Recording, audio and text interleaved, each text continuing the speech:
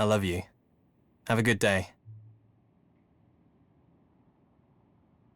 This life's been kind to me, and I've got to change. To stop taking it for granted.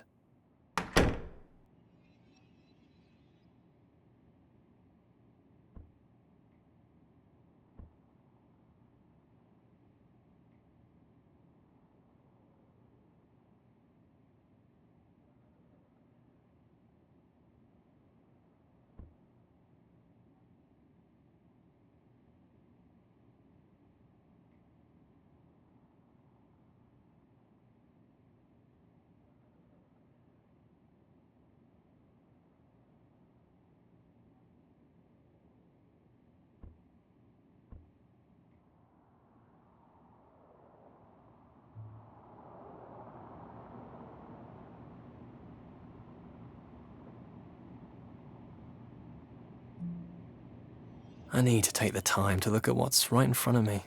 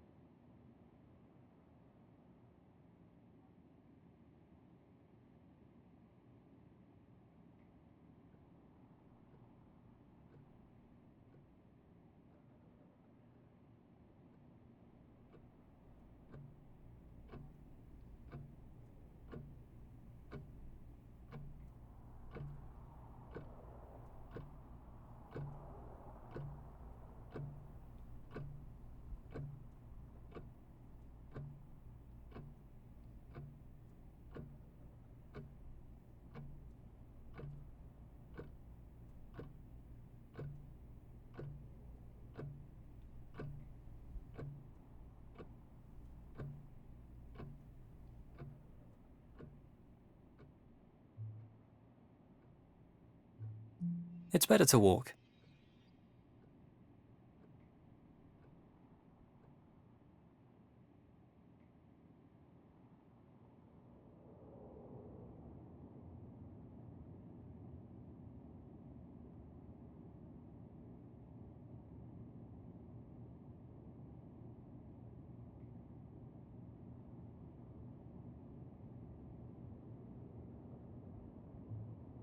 It gives me time to think.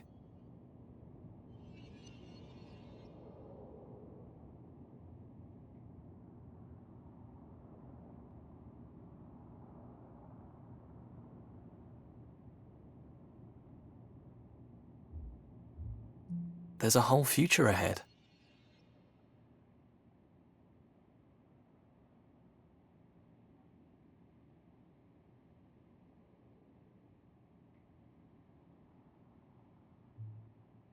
I've got to think long term.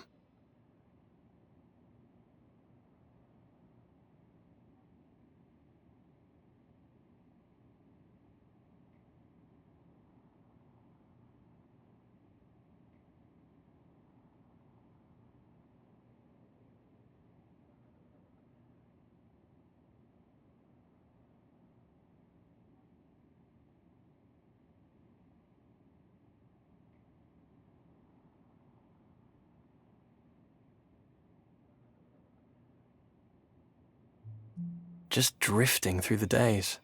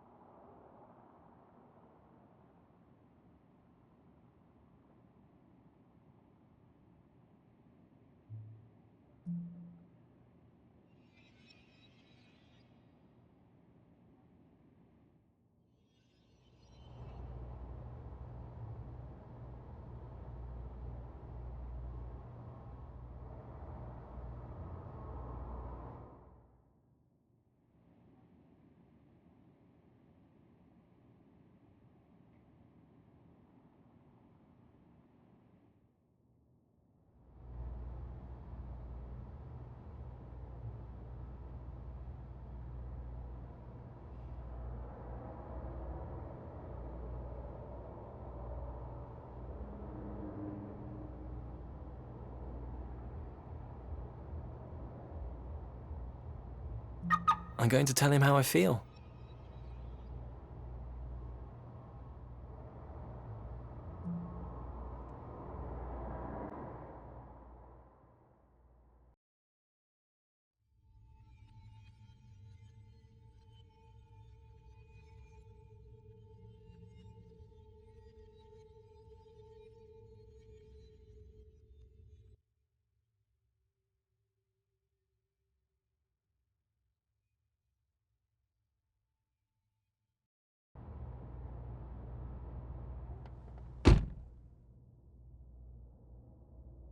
It feels like I drifted into these routines.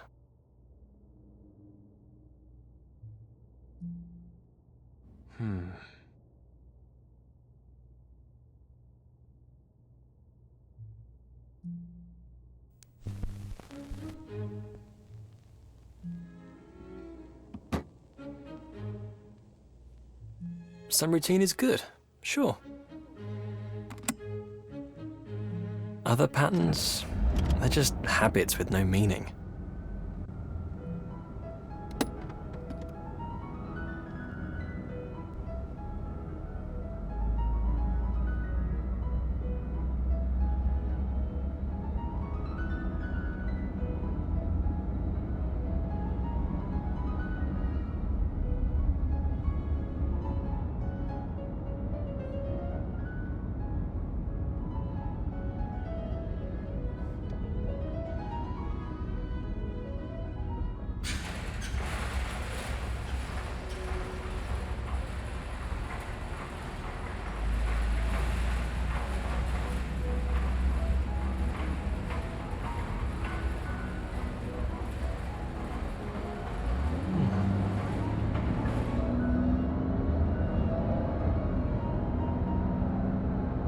I can't believe how lucky I've been, and I took it for granted.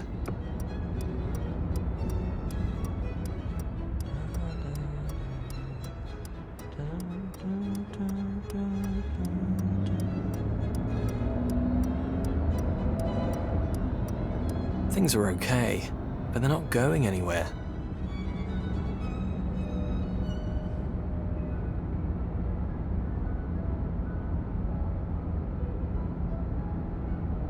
I'll tell him tonight.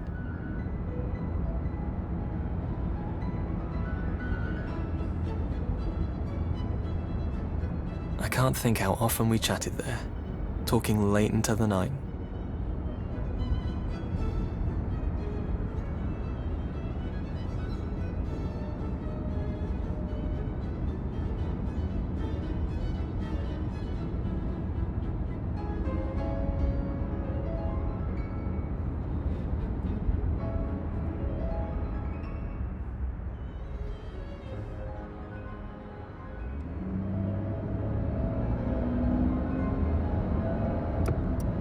We used to walk in the park together. We should do more of that.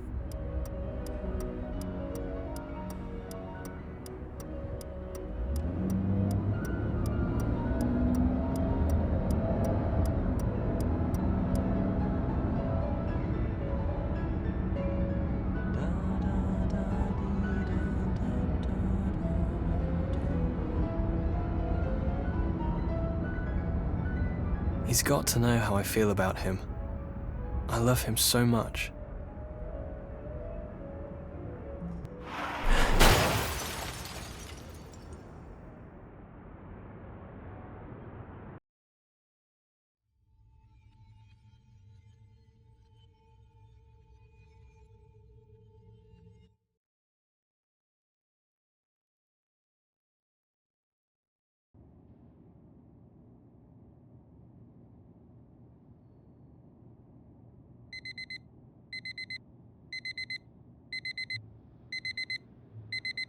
Patterns.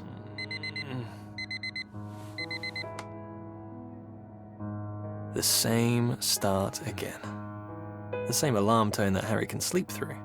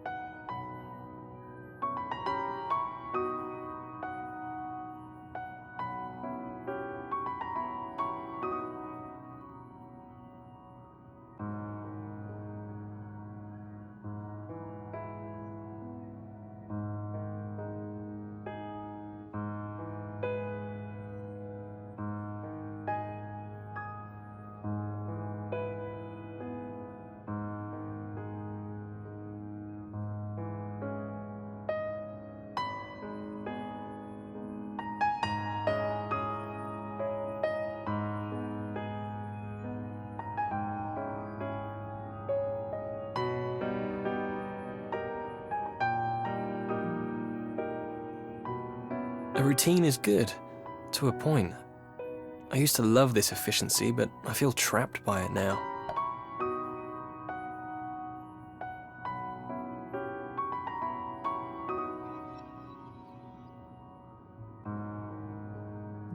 I feel like I've barely glanced at this picture for years.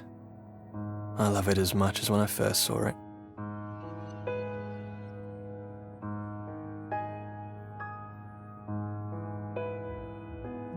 Great stories trapped in a moment. They're brilliant, but maybe I should add some new ones.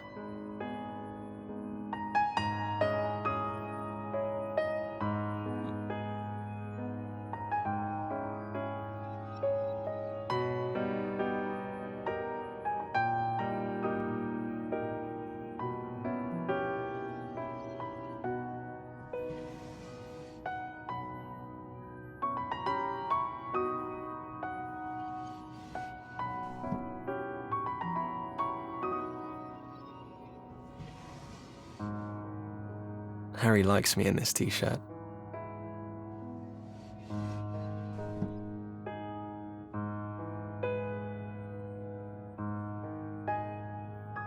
I'm grateful for everything we have, but probably not as much as I should be. It would be easy to think I wasn't happy. I am, I think. I mustn't let it slide away.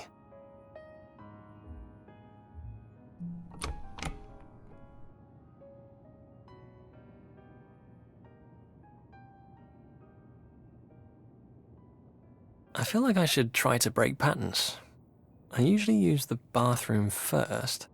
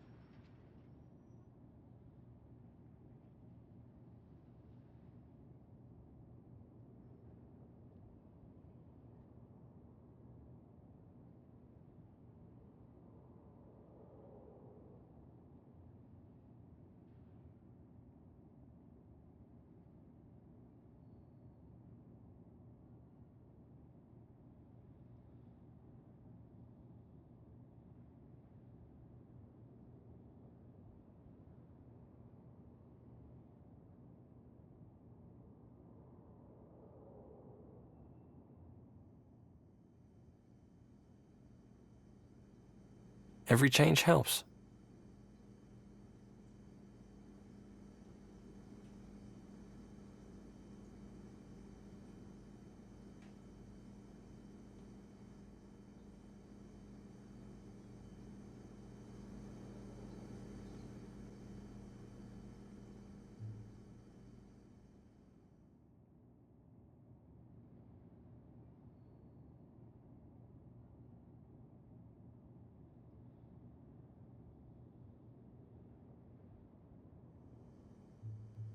Tea.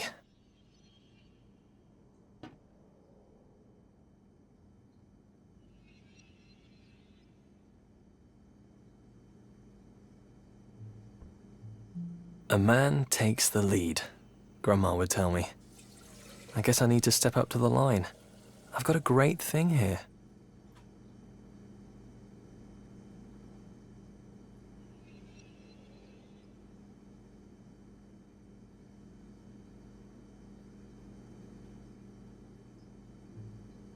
I don't think she meant this, but she's right. I should take the lead. I should ask Harry to marry me. I want to be his husband.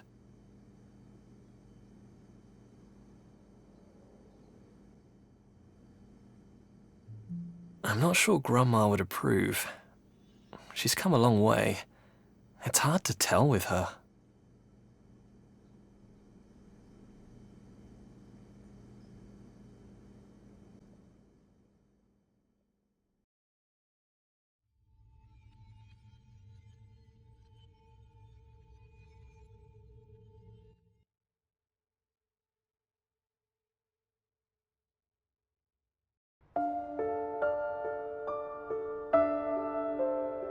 Naturally, as Will's grandmother, I knew Will since the first day he was born, of course. I will never forget that first moment in the hospital, when James, that's Will's father, handed me my grandson for the first time. He wriggled in his blue blanket, already a strong boy. James liked that punk thing in the 1980s, and looked a terrible mess to me. He ran 3 pubs in London for those sort of people. I would go over to babysit as often as I could. A child needs someone normal in their life.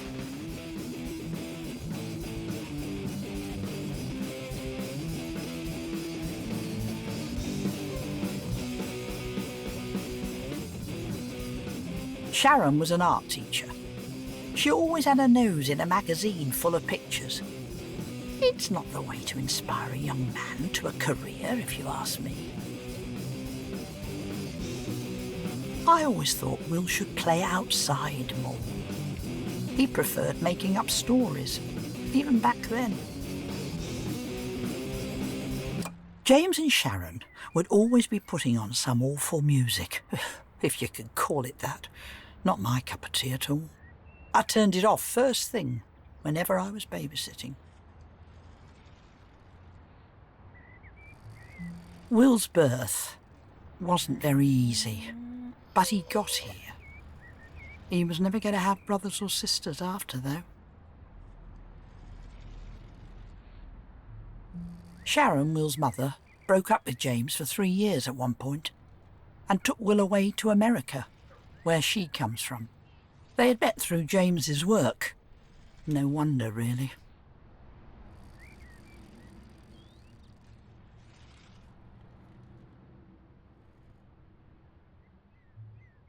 James loved such peculiar books, all those horror things. That one about the rats. Dreadful things, really. I don't know what he saw in them. I suppose I sound old-fashioned, but there are appropriate ways to raise a child. I only wanted Will to grow up happy and normal.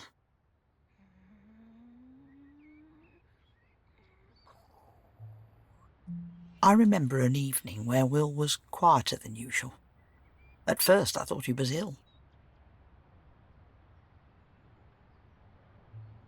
He had been in a fight at school.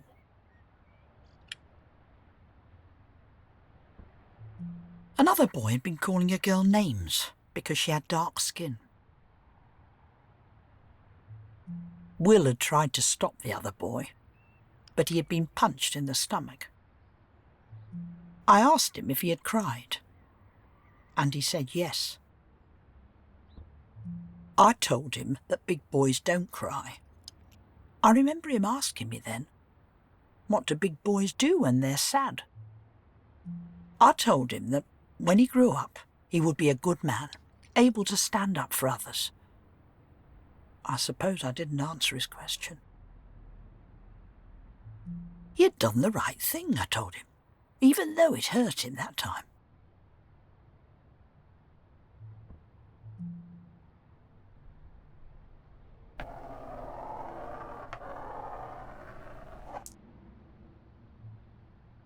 Now I think about this, he didn't seem much happier. What should I have said?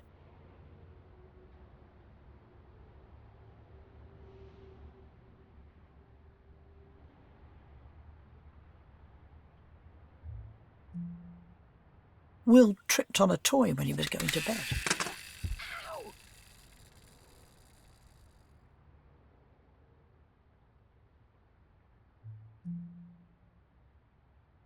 I remember carrying him. He was trying so hard not to cry.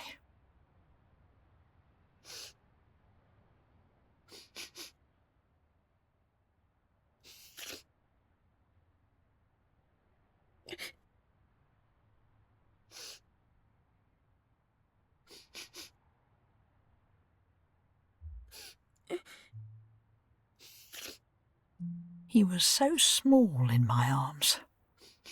I've never forgotten that feeling.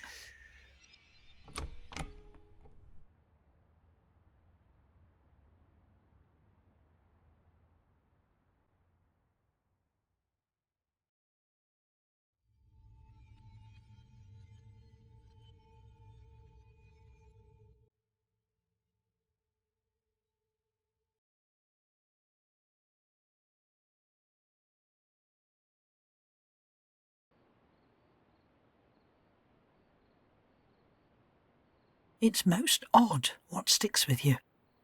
A whole patchwork of memories making up our lives.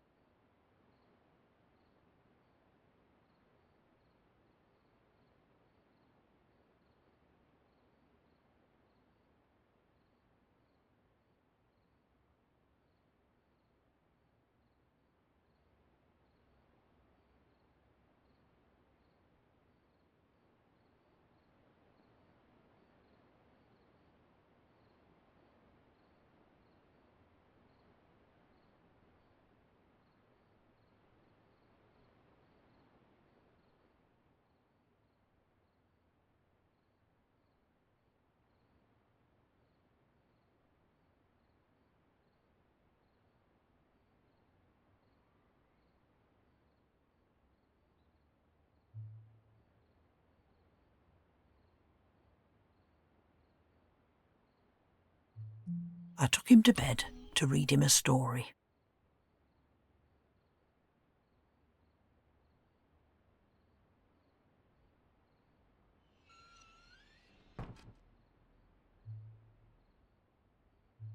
Sharon kept on buying him books of ghost stories.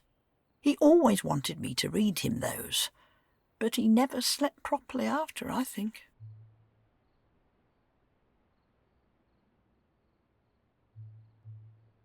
I always look carefully to reassure him.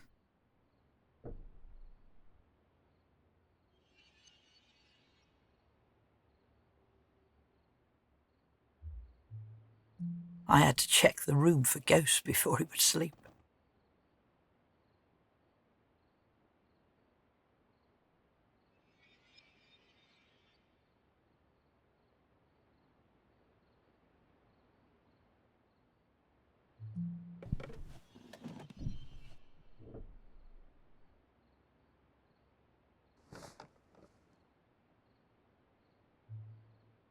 I remember promising him, while I looked, that I would always protect him. I would always be there for him.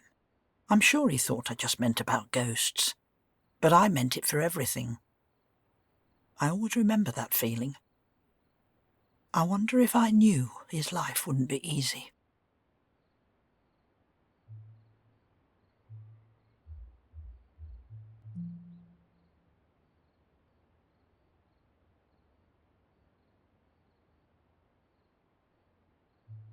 I was reading Grimm's fairy tales to him. I liked those much more than the new versions that they kept on coming out with back then. It was a strange story that night, called The Ungrateful Son. It went something like this.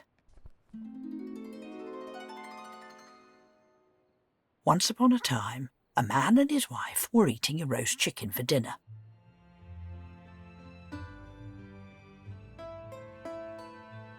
When the man saw his father, who was very old, walking up the road towards them,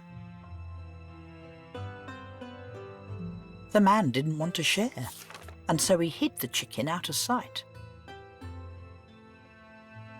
The man's father arrived, bid them good day, and continued on his way.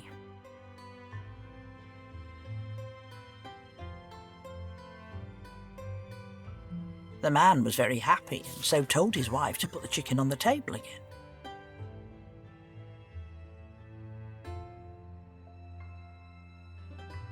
But the chicken had transformed into a giant toad, which leapt onto the face of the man. The toad would never leave, and when his wife wanted to help, she was so afraid of it that she dared not go near. The man had to feed the toad every day from then on, or it would bite his face, and he never rested for the remainder of his life. That was a very strange story.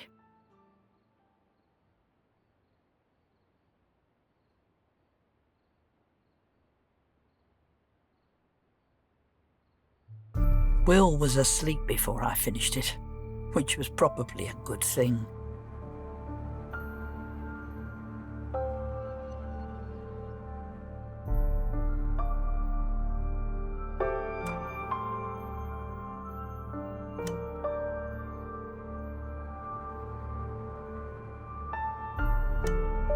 I felt strange after reading it. I wondered about whether I really could keep him safe. I knew I would do my best to help him find his place in the world. Any other grandmother would try to do the same. I could still see him sleeping there now, like it was only yesterday.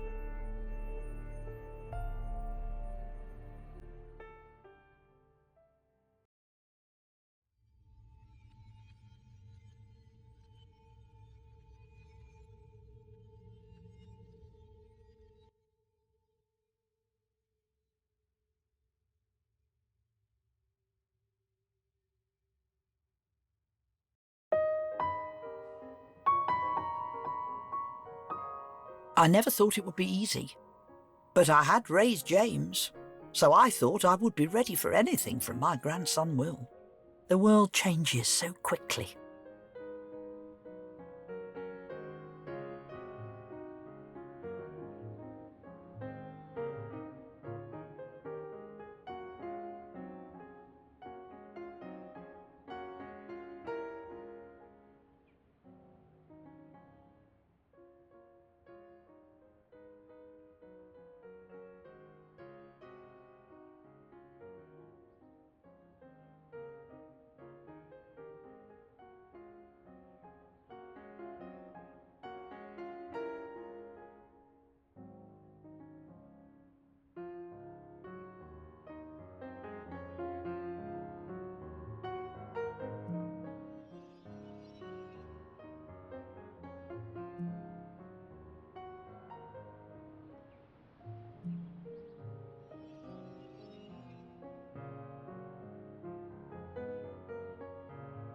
I remember the family visiting me when Will was a teenager.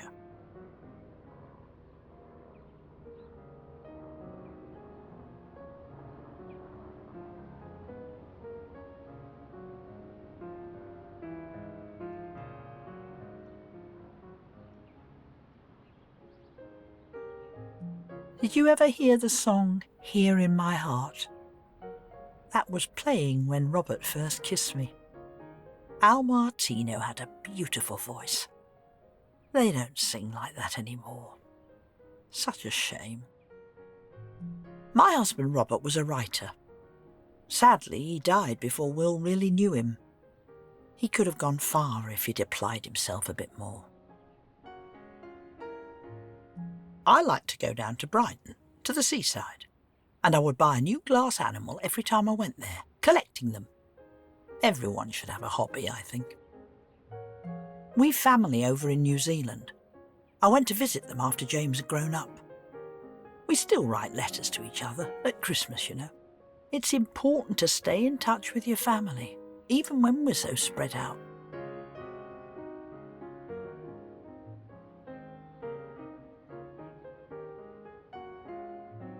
It was only a matter of time back then before Diana divorced Charles. She'd done that interview, and we all knew it was coming. People seem to believe that all us old folk want to talk about is the weather, so I started the conversation. I see that Diana is in the news again. It seems like she's never out of it these days. It's about time she stopped keeping everyone waiting.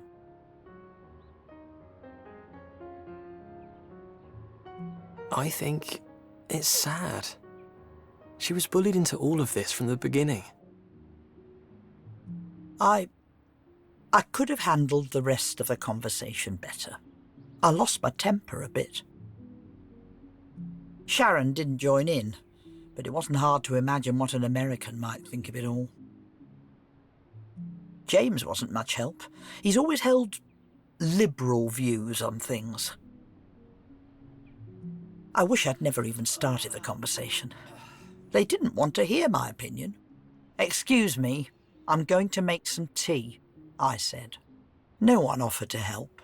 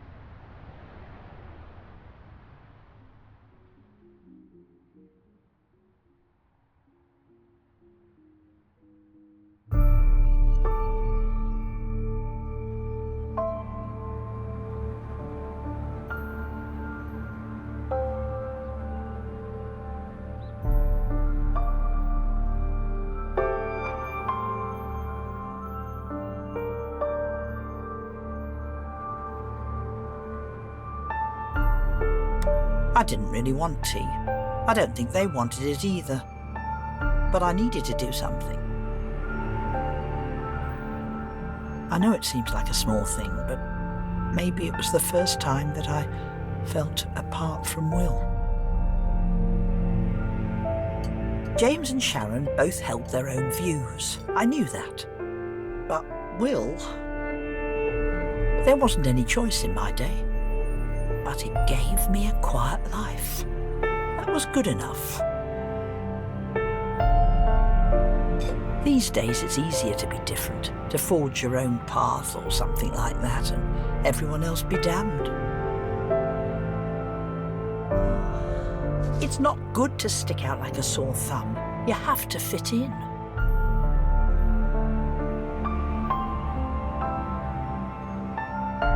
I was worried about him, getting all these views. It could get him into trouble. I was scared for Will. I didn't want him to stand out and end up worse off. I waited, letting the tea brew. And I cried. He was so headstrong, and he was going to make mistakes. I knew it. I couldn't change his mind.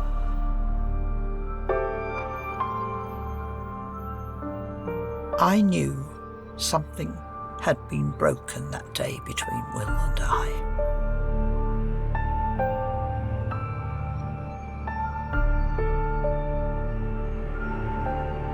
I took a deep breath and pulled myself together.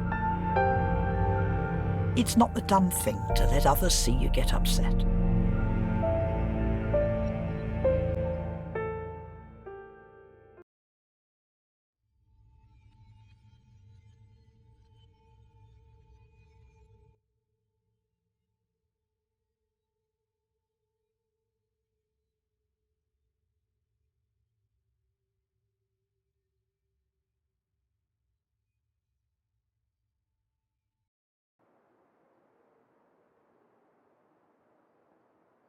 I've lived alone since a little time after Will was born. That was when Robert passed away. I missed him, of course. Yet it was tolerable until then. But then, after we disagreed, I felt so distant from them all. It was terrible. My generation has different values. Oh, goodness, I know that. But I very much believe that they are good.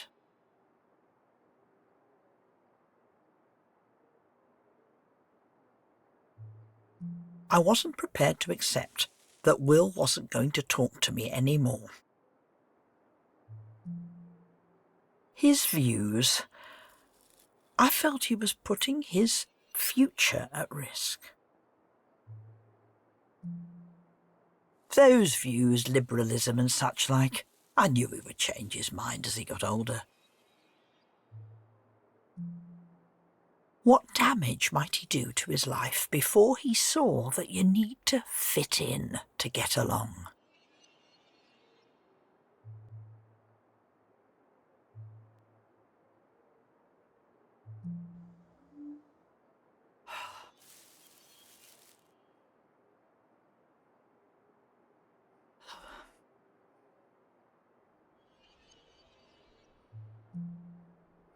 I didn't know what to expect that Christmas. I just wanted us to all be close again. But I was nervous.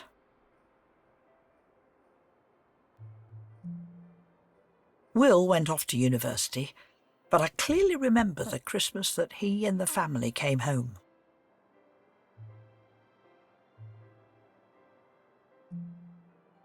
I kept in touch with a lot of friends.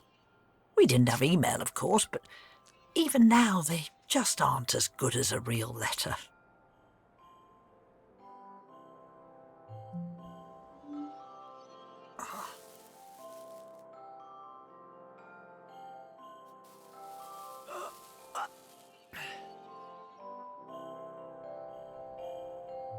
I was down in the dumps, to be honest.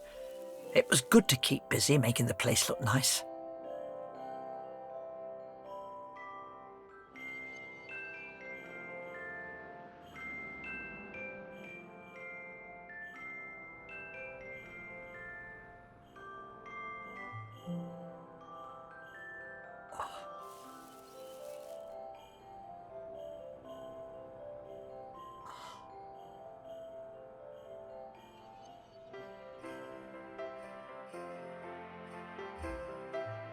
Will was bringing a girlfriend, Sarah.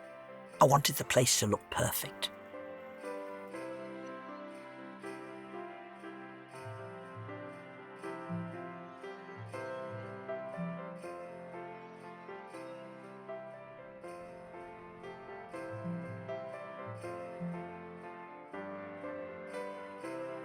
My family arrived just as the Christmas lunch was ready. It was perfect timing. I hadn't seen Will since he left. I wanted him to understand I wanted the best for him. I always wanted that, no matter if he disagreed with me. It was lovely meeting Sarah. She was a little shy, I think. She said a little about what she was studying and how happy she was with it all. She made a very good impression.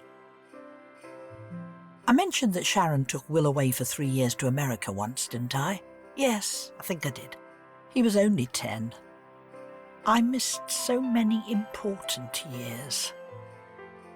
James is like my husband Robert, kind at heart, but I wish he would apply himself. Will was growing up to be such a fine man.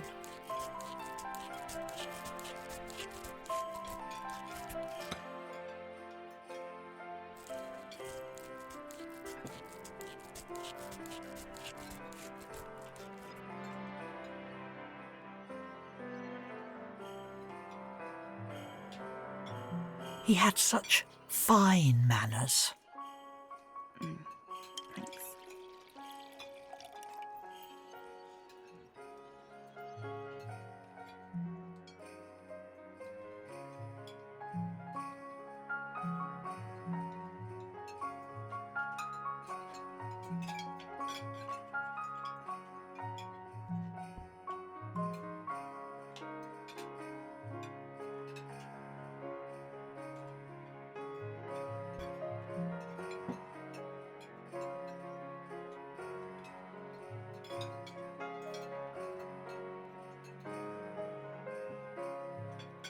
It filled me with pride and hope to see him that day. He was becoming the man I had hoped he would be.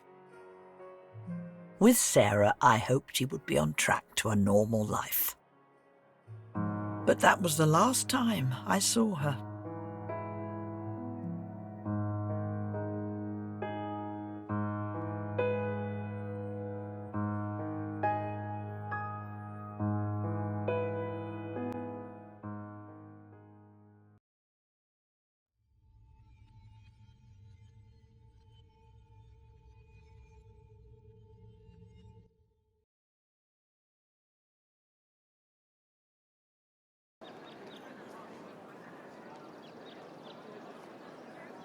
The next summer, I went to visit Will at university.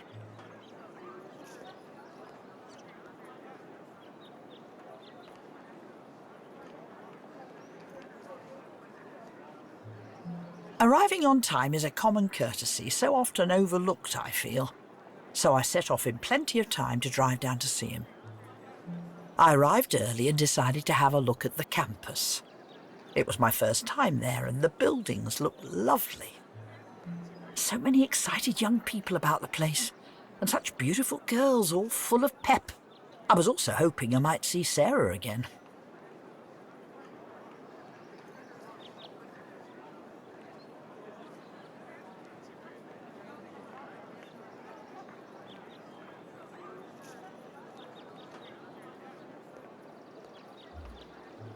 I never went to university. It wasn't like it is now, where it seems normal to go. It was nice to see so many people improving their lives.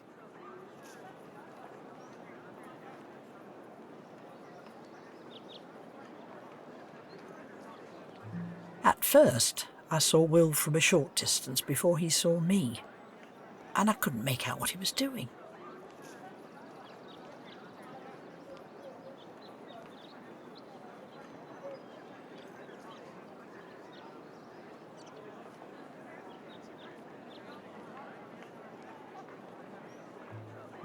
Then I saw that he was holding hands with a man.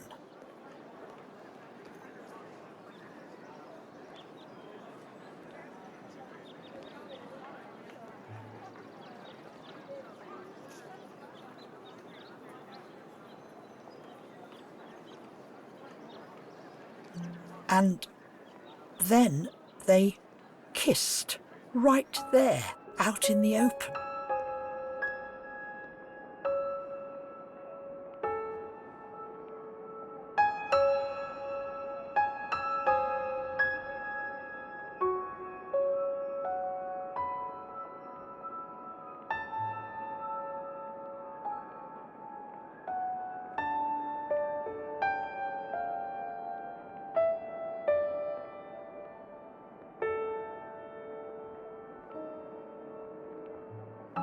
After everything I had tried to teach him, he went and did that.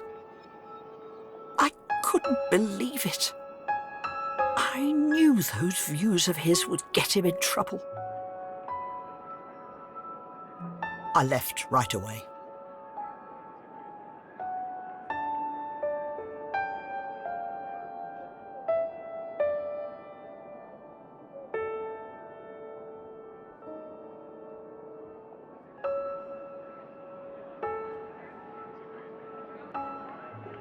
What was I supposed to say to him then?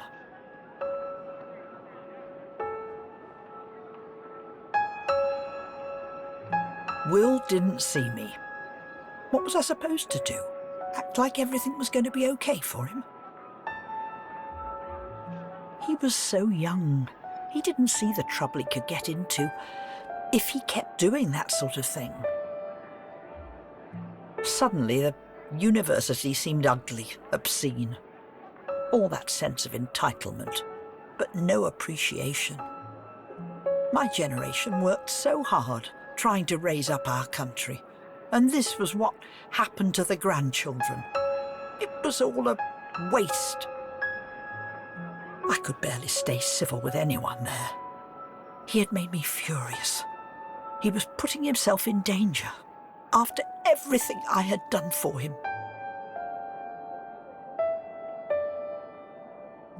That sort of thing. It all just feels wrong to me. Sorry, but that's just the way I feel about this.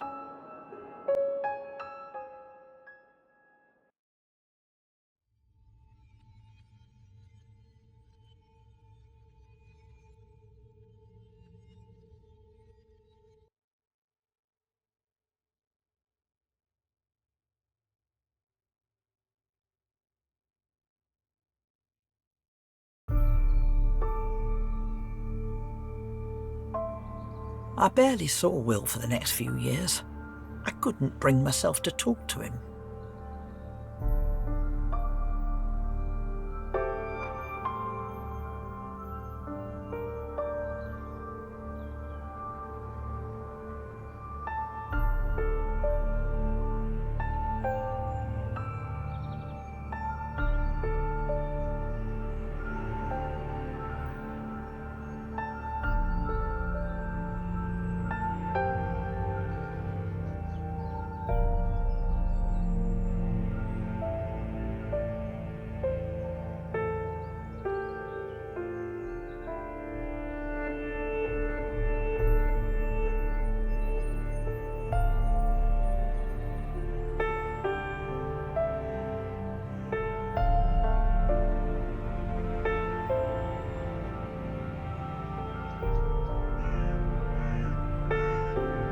It was silly of me, I suppose.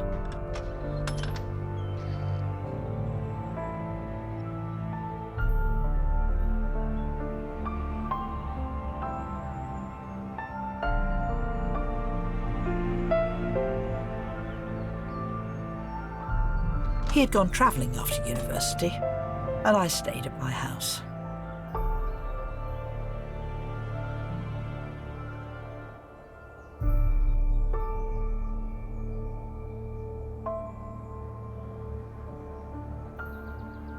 Being alone in a house by yourself. I said my husband Robert died when Will was young, didn't I? Being alone can make you live in the past. You watch the world change without you.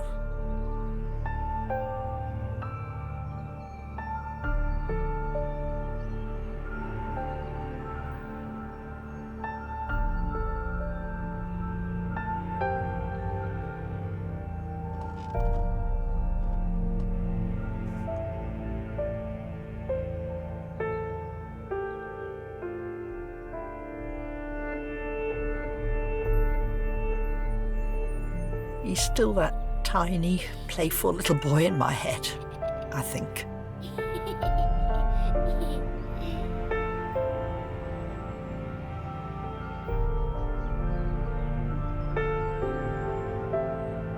He probably never really understood how much I loved him when he was growing up.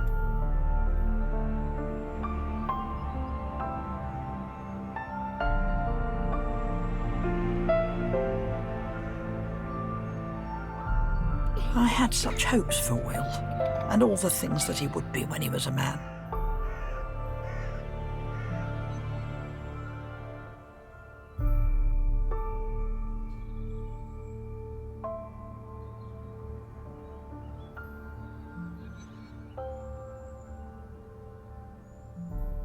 But life goes on.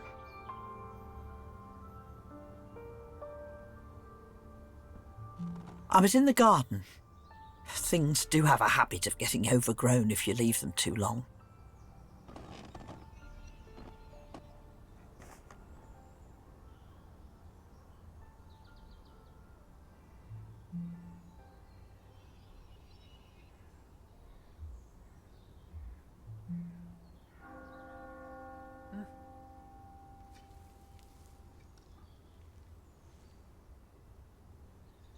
Will had been travelling the world. I would very occasionally get a postcard from somewhere foreign.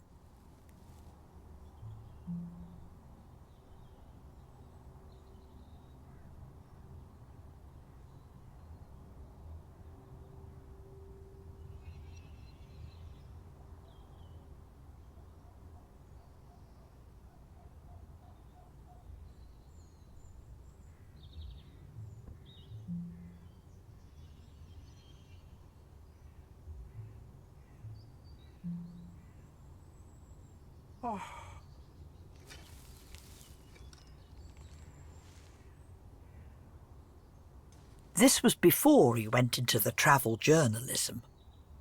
I worried about him so much.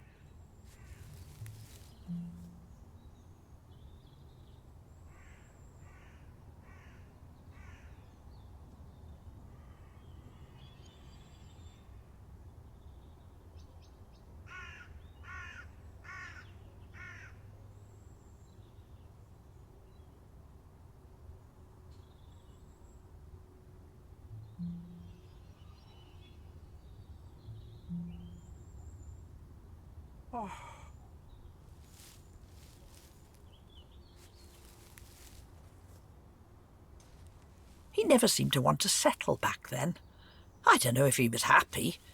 Everything had to be changing all the time for him.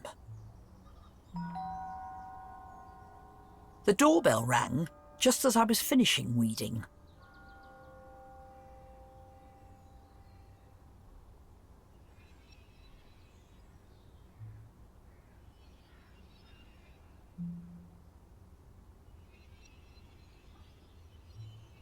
I got up to answer it and tripped, twisting my ankle in the garden.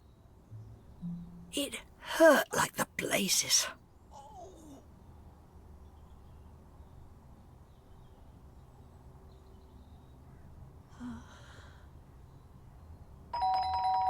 There was no way I was going to be able to stand. But the doorbell had gone again. I called out for help.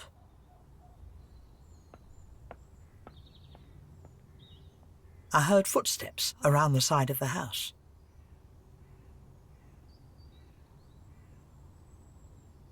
It was Will, coming to visit me. He'd come back from travelling.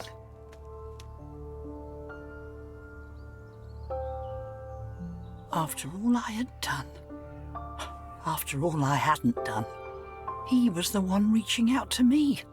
He was the one who made the effort. It'll be all right. He looked after me anyway. I saw the kind boy that I knew inside the man he had become. I don't claim that I'll ever fully be able to approve of some things. Let's get you inside. I didn't teach him to forgive, but thank goodness he learnt that by himself. I'd been so distracted by just one part of him. I didn't see that he was the best sort of man possible. Kind, strong, and loving. He was even kind to a fool like me. I'll never forget that.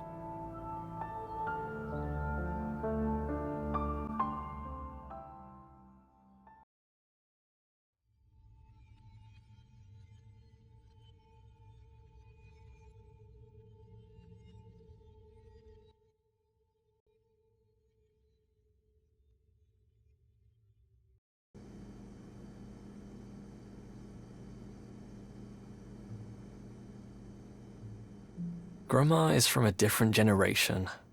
She loves me, I know that. She just expresses herself really badly sometimes. She's trying hard, though. I should call her later.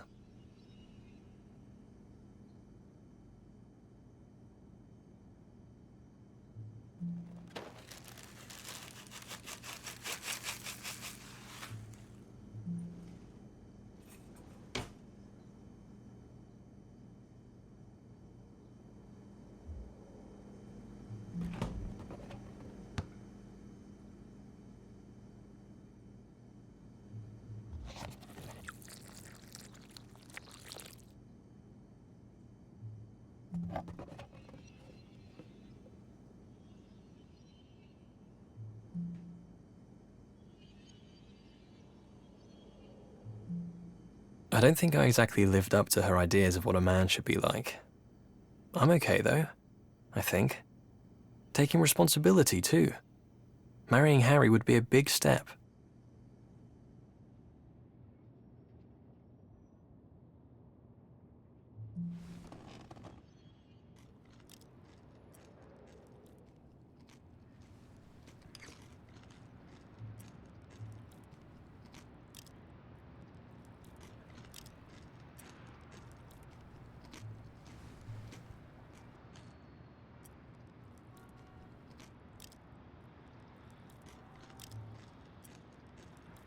But Harry just wants this normal life. These patterns.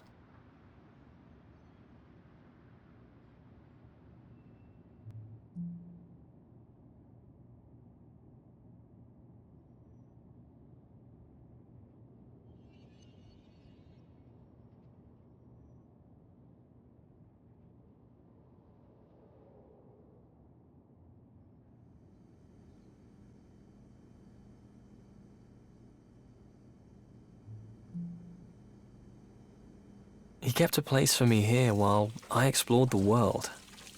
That's good, right? That's love, isn't it?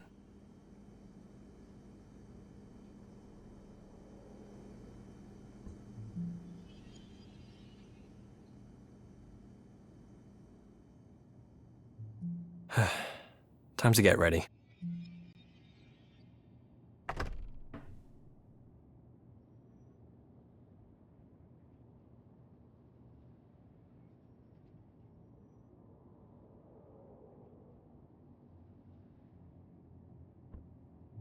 Love isn't unique. It's common. I was in love with Sarah once. But that changed in the end. I'm going through the motions, but not going anywhere.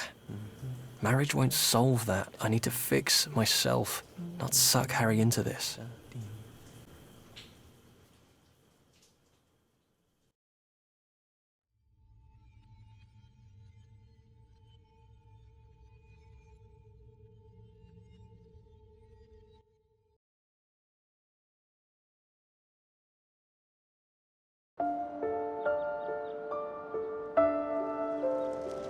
I was so frightened on my first day at university. My parents drove me to the student village in the car stuffed with everything I owned in the world. I've no idea how well I did at pretending to look confident. If anyone else noticed, they didn't say. They were probably doing it too.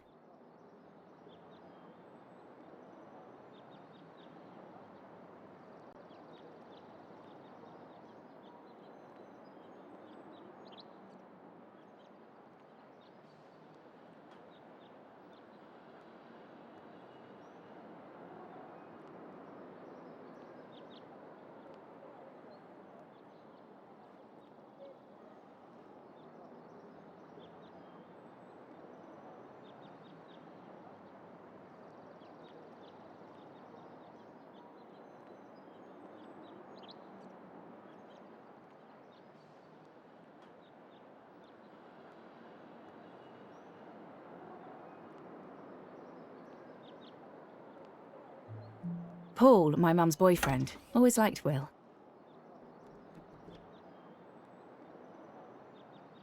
It seemed like I had an enormous amount of stuff.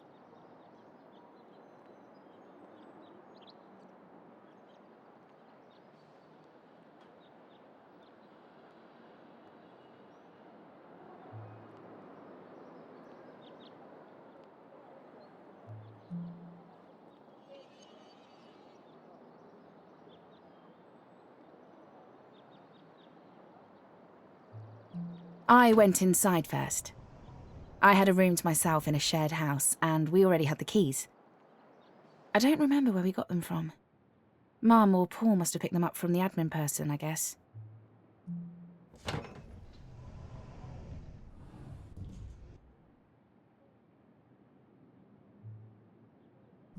Walking into my dorm room for the first time, I kind of remember how it felt for me. I never thought back then how it would have felt for Mum and Paul. Soon they were going to drive away and go home to an empty house. Just a few more boxes, and their kid wouldn't be living with them anymore.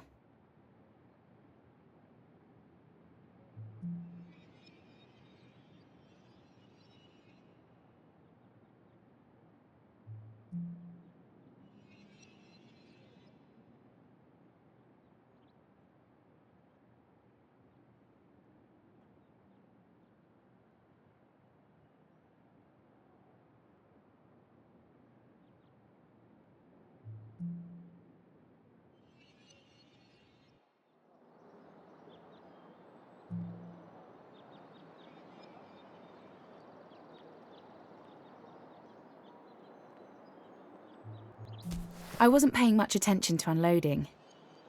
My room had a really thin nylon carpet and the cheapest mattress the university could find, I think, and I didn't care at all.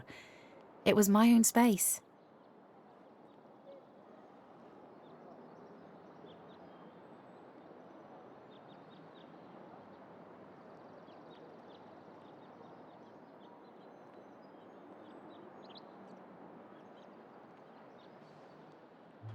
Do you remember the first time you had a place to yourself? To be able to lock the door and really tell everyone to stay away, or to ask someone in? I think we all must feel the same.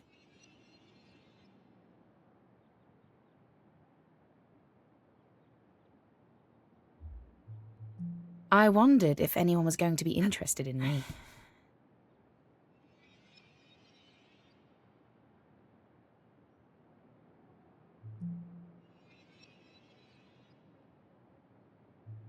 It's not like I felt awful about myself, just like I was really average. I was trying hard to be something unique, but felt so very, very average. And a freak at the same time. Like everyone else knew how to fit in naturally.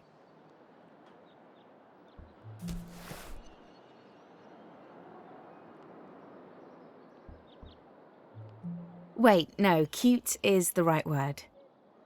I wasn't really thinking about sexy back then. I felt so adult, but I had so much growing up to do.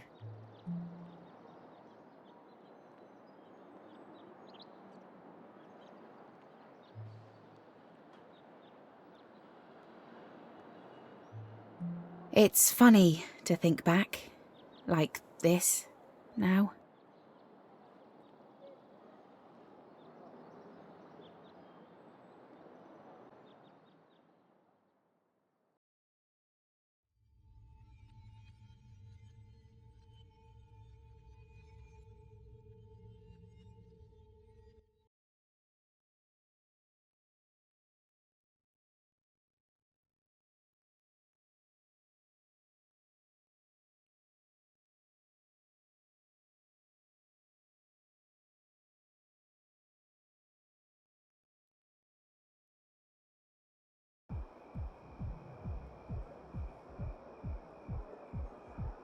I didn't notice Will again for a couple of weeks.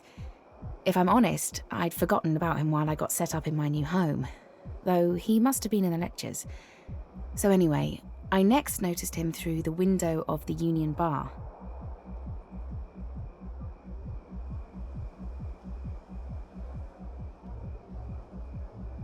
I remembered he'd looked back at me on that first day, and it made me smile.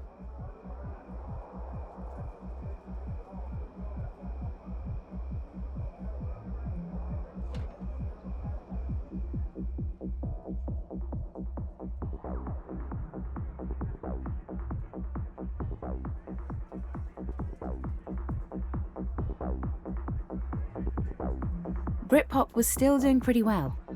Good music, Blur, Pulp, that kind of thing, and Oasis weren't just repeating themselves then. Not that the Union was playing much of those. It was a typical Friday, crowded with the windows dripping with condensation, cheap spilled drinks making the floor sticky.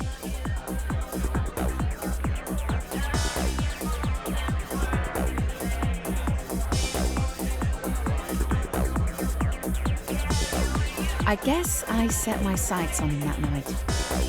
I was determined to at least talk to him. It's tricky when you're not very tall and the lights are low. It was hard to spot Will in the crowd. It had only been a few weeks, but I felt like a new woman already. Or I was on my way, at least.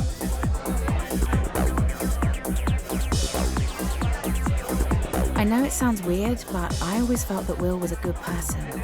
The kind of person I wanted to be around. It was true, too.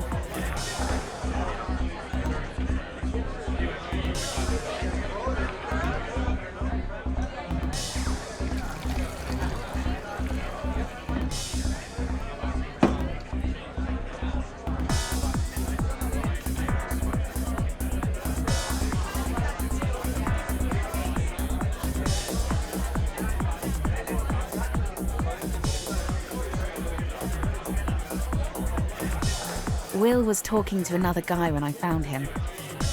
I don't remember what I said to join in the conversation. I don't think there was any doubt about my intentions. We had a few drinks and tried to talk over the music before I pulled him outside.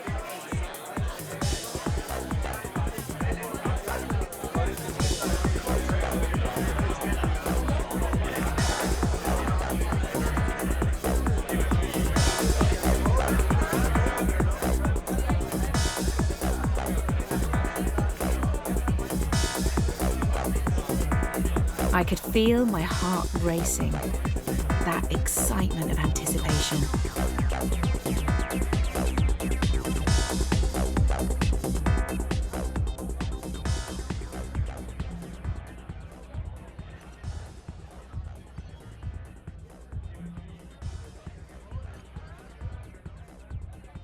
The cold night air hit me and I felt a little dizzy.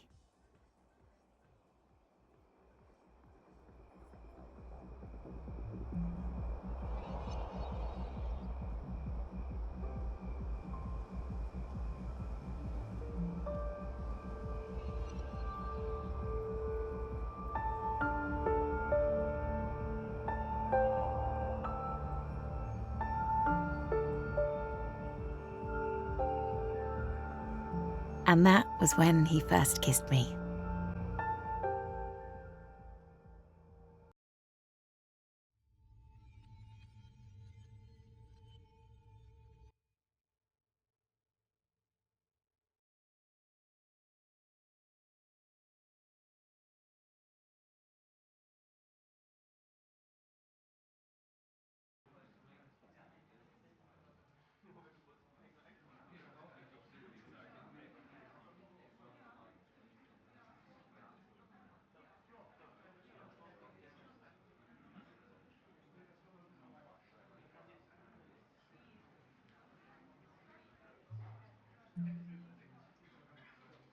Our first proper date was to the cinema.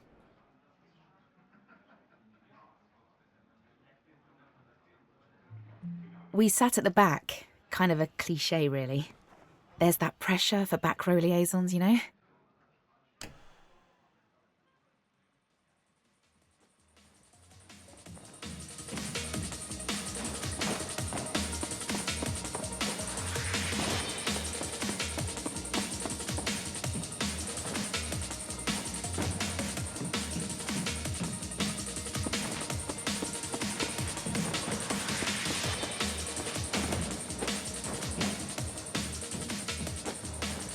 We both fidgeted, trying to work out how to start.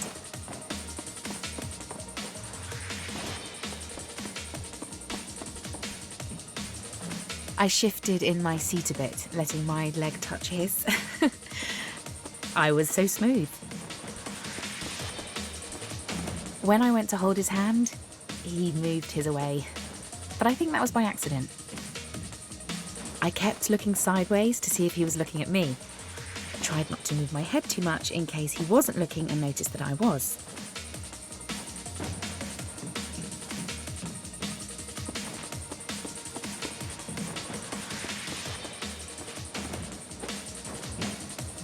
We ignored the film, pretty much. It was that silly action one, with that guy who always acts crazy, thingamy.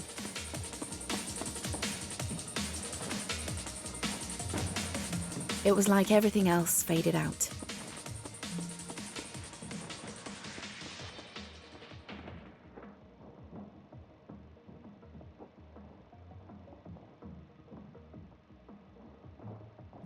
I put my hand on his leg, he turned to me and did that shy smile of his.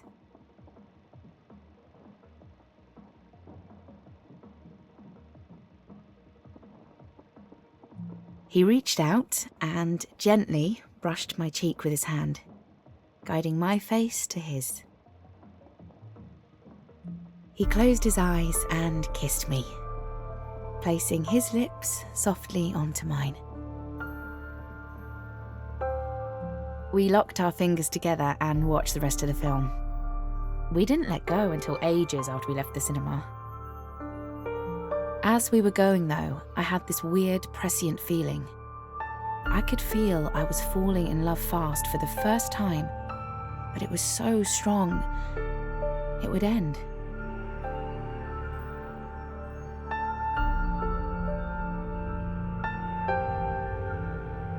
Will always gave the impression of confidence, like he always had a grand plan. I wish I knew if he saw that end coming too, like I felt it was. I don't know if that would have made how it went any easier.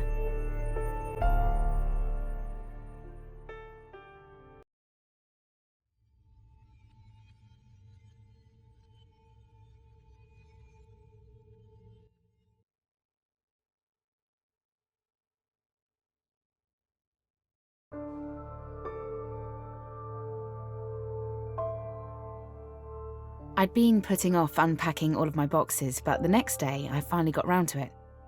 I got out the essentials, of course, but I hadn't felt very motivated to do the rest.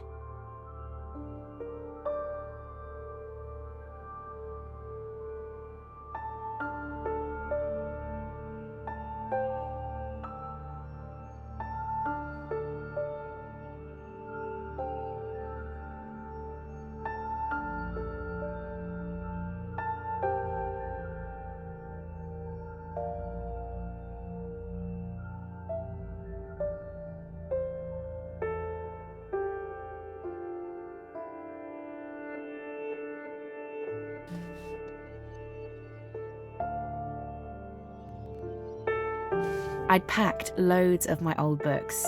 Nothing really related to uni, I just liked having them nearby.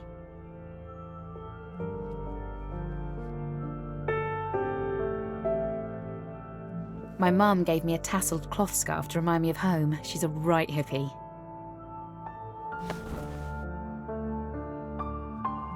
I put candles out. I think I thought I'd need to do romantic lighting. I had arranged to see Will later in the week. I was really falling for him. Is it weird to tell you this? When I was born, someone from my mum's work gave me a toy bunny. I know it's silly, but it makes me happy. I've still got that bunny on a shelf in my room. It's like looking straight into the past and some good times. Even the smell makes me happy.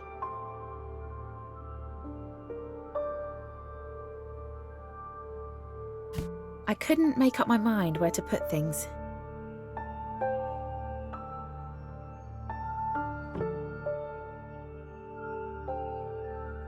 I wanted it to look nice in there.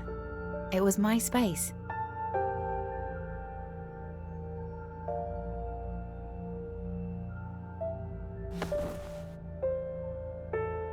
It's weird how long you think about such small things.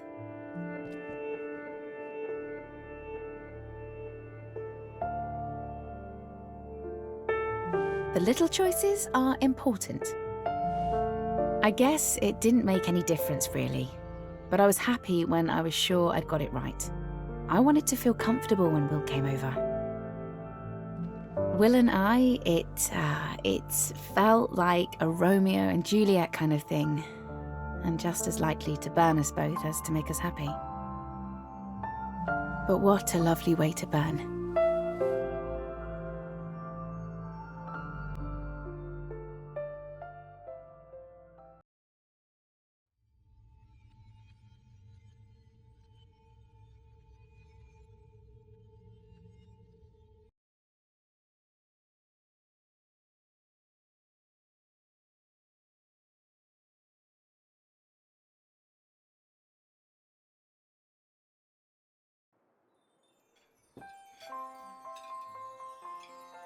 That Christmas, I met Will's family.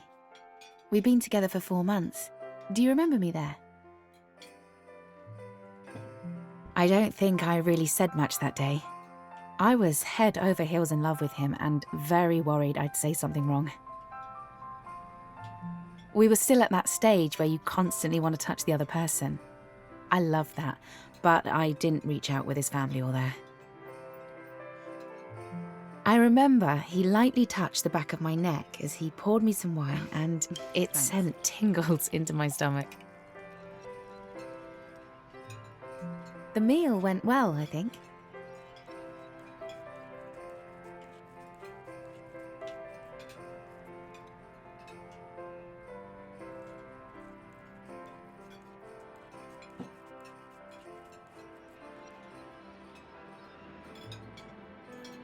You only get to make one first impression, so I probably should have worn something else. I felt quite self-conscious. I loved him so much, but that feeling I had wouldn't go away, that it was all going to end. That Christmas Day, though, I felt like we had a chance.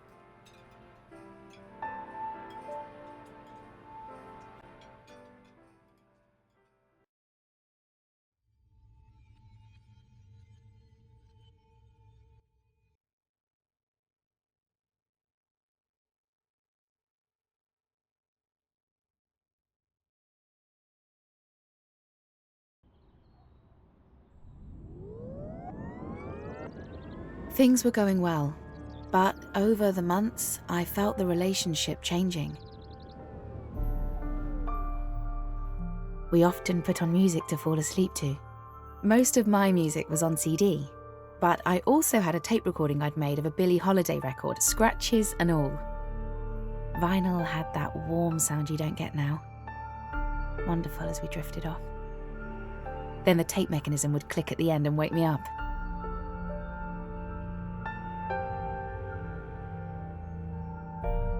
We listened to a lot of Portishead. Even now when I listen to them, I remember being back in that room, in his arms. We would watch videos in bed together, or whatever was on the TV. Coronation Street had a transgender character. It wasn't something I'd thought much about before. I'd never had to think about my sexuality much. I'm straight, and as far as I knew, my friends up until that time all had been too. I just accepted Will for who he was, regardless of his sexuality. It's funny to tell you this now, but I was never jealous of Harry. You'd think I would be, but I loved Will so much. I just wanted him to be happy. The longer we dated, the more we stayed in. We had a few friends that we'd go out for drinks with, and Harry, but Will and me spent most of our time together. Those memories will always be a warm place for me. I could feel the end of it all shaping up, but we had good times anyway. We were in love, but lonely too. Feeling like the only people in the world. You cherish the other person, but you long for another life too. Maybe I didn't mind Will getting closer to Harry because it felt like our own love was too much for two people.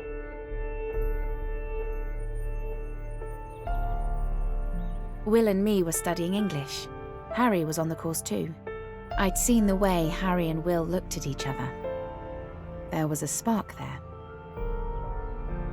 Will was always happy when Harry was around. I couldn't feel jealous. I wanted them, to be happy. I'll never forget that time, seeing their friendship grow. It might seem odd to you, but it was my suggestion. I told Will to ask out Harry. I loved him. I knew it would make us all happy for Will to have Harry in his life. It was something he needed to do. Helping a person find their true love, that's an honor. It's a kind of magic right there. For a long time though, I wish that true love had been me.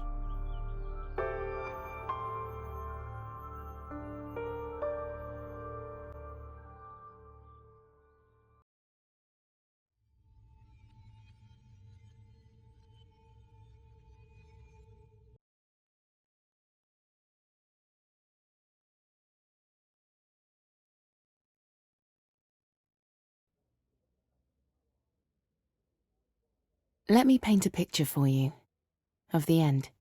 Will had been seeing both me and Harry at the same time for about 6 months. I can see you think that sounds weird, but it really wasn't. We were all open, safe, and honest about it. The picture. It was October, and we met in the basement of the Royal Oak. Smoking was still allowed in pubs, and the faint smell clung to everything.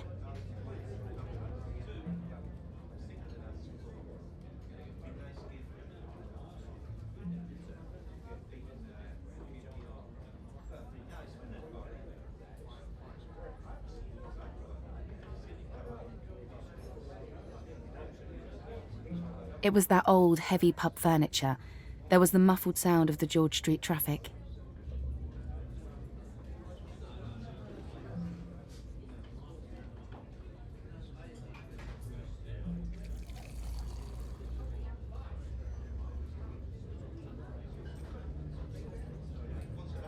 The chairs were covered with a tapestry weaving type of fabric that was worn away from years of use. I knew what I was going to say to Will. I had a friend before uni who was having boyfriend problems and asked me what love is.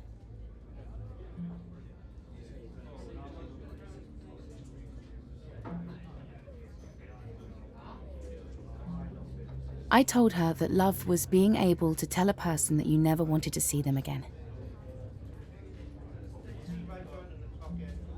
Even though it broke your heart to do it, you would tell them to leave you because it was right.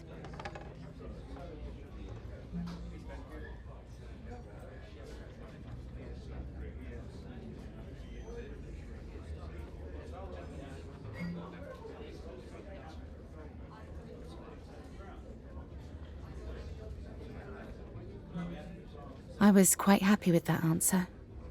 Like love was something from a Shakespearean tragedy.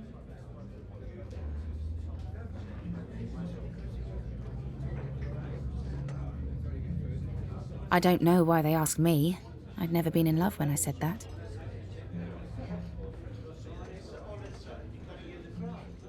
I didn't think I'd have to do it myself one day.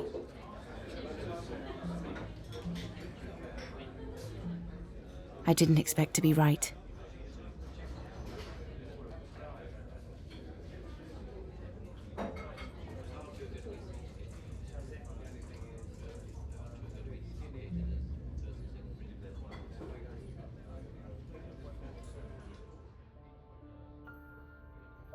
We need to talk. Oh?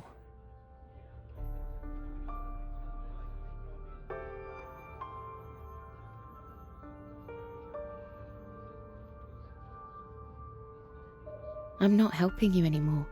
I don't think I follow. I feel like I'm getting in your way. You're not. This is good.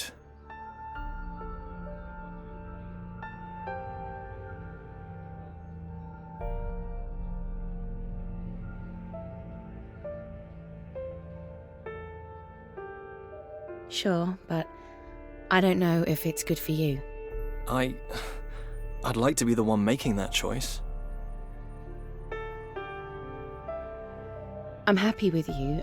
I love you, but this isn't about me. I love you too. I want to be with you.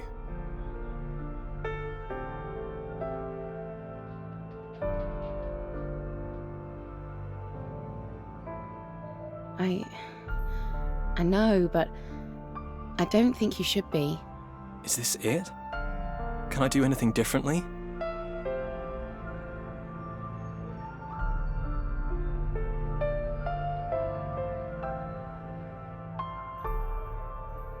No, you've not done anything wrong. I don't want this. Me either. But it's right. I love you. I love you too.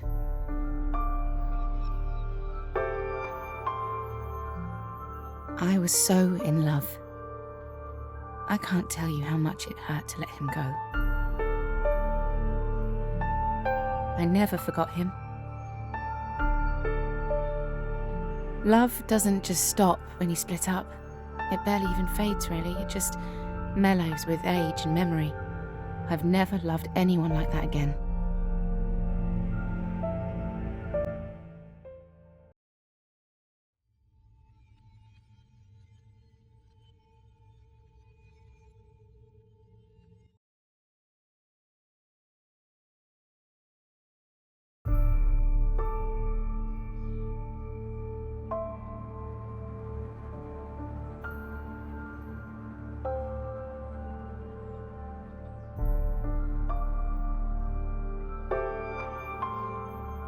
It took me 2 years to get over Will. I could see him falling in love with Harry. Soft and deep love, not like the fire we had. It was beautiful. Maybe we all could have kept on dating together the way we were. I didn't think of that as an option at the time. I threw myself into my studies to try to forget. I graduated with first-class honours, so I guess it worked out well. I never really forgot that feeling of love for Will, but eventually I dated again and fell in love again. I don't feel the same love though. Two loves are never the same. This new one is wonderful too, and different. That's a good thing.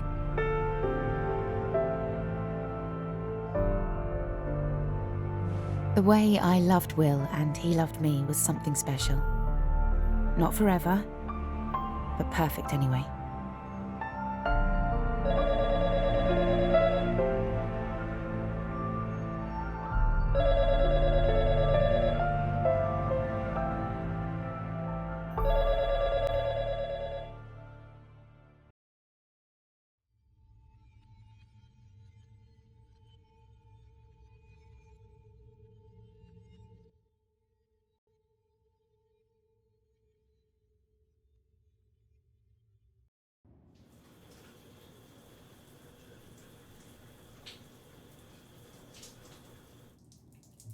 Sarah and I still meet up. It took a few years before that was comfortable. I still love her. I'm not sure she realizes how much, but not the way I did back then.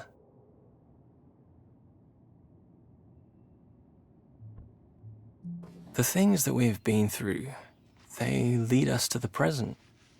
The people we've loved shape who we are now.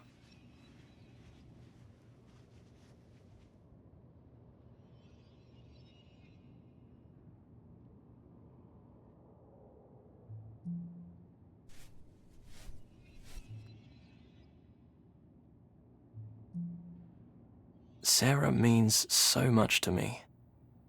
She moved on years ago, but the way she changed me, opened me up, gave meaning to the choices in my life.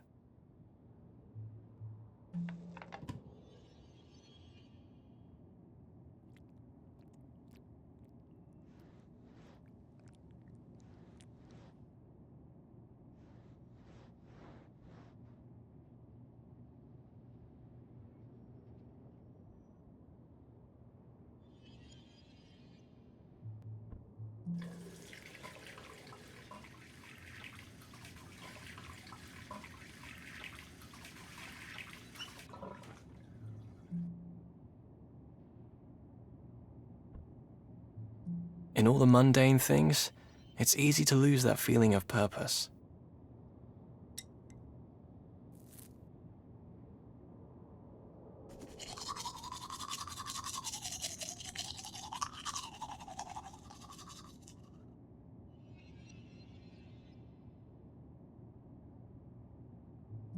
Marriage on my mind. Scent of sandalwood in my armpits. Sexy.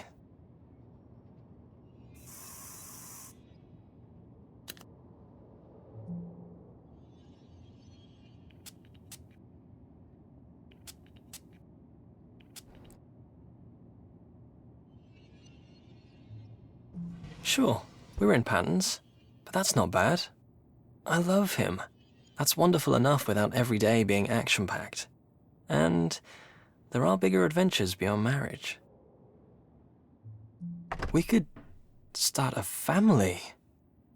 Kids. Wow. That could be good, actually. Maybe I'll leave that conversation to another day, eh? One thing at a time.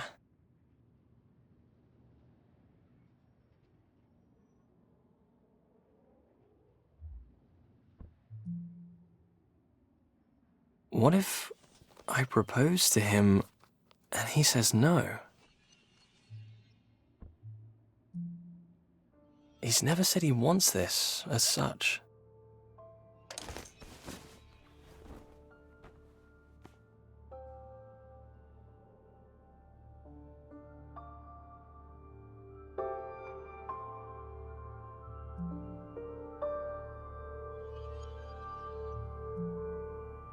I think Harry wants a family. We'll talk about it. I think it would be good.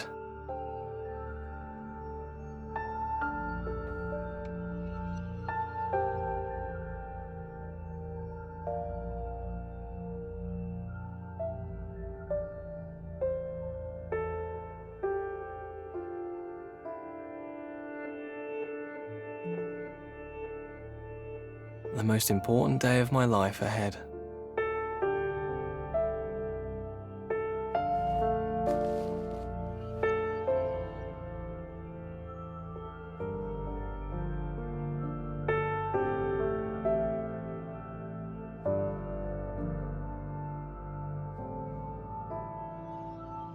I'll need these.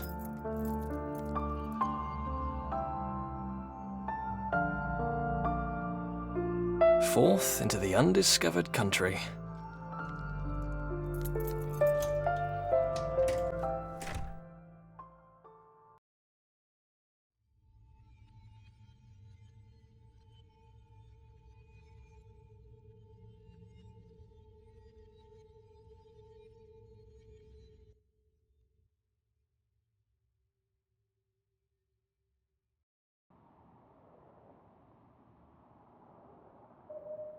I love you. Have a good day. This life's been kind to me, and I've got to change. To stop taking it for granted.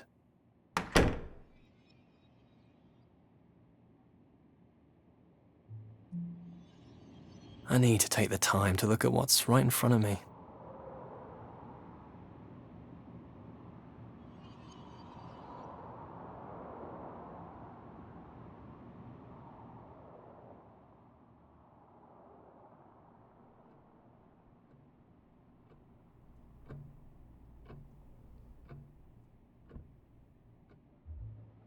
It's better to walk.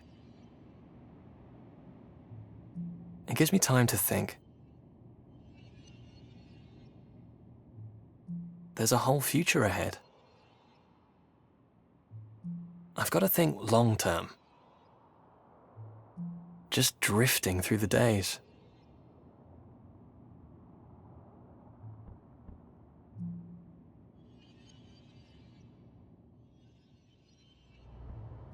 I'm going to tell him how I feel.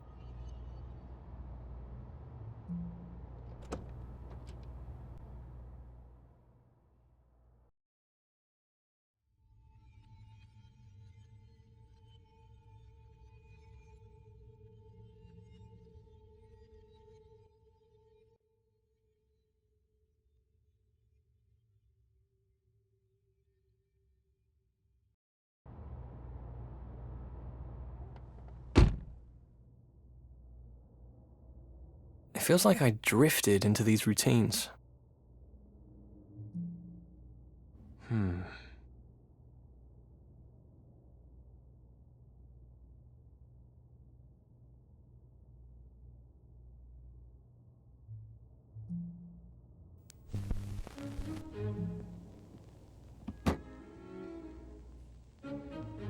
Some routine is good, sure. Other patterns, they're just habits with no meaning.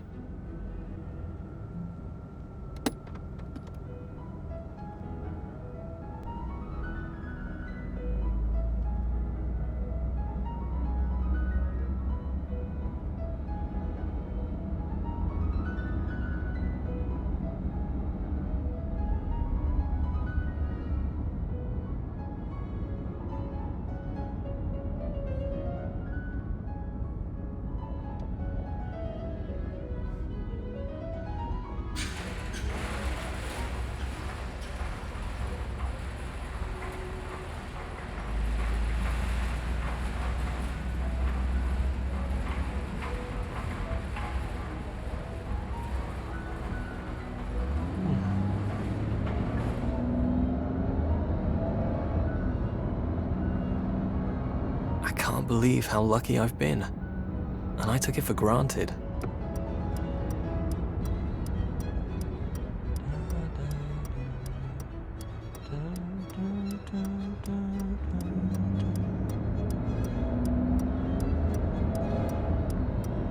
Things are okay, but they're not going anywhere.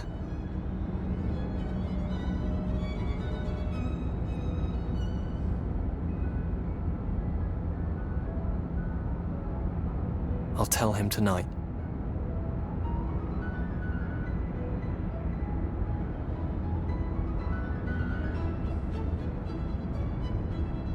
I can't think how often we chatted there, talking late into the night.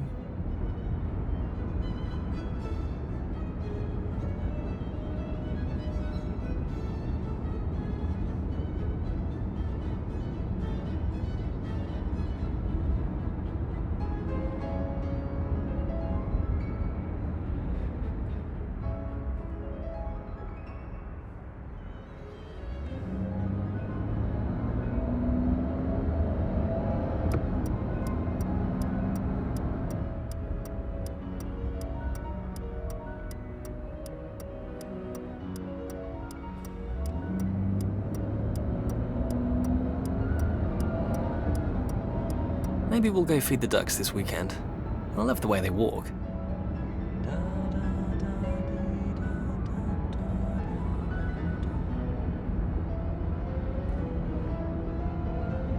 He's got to know how I feel about him. I love him so much.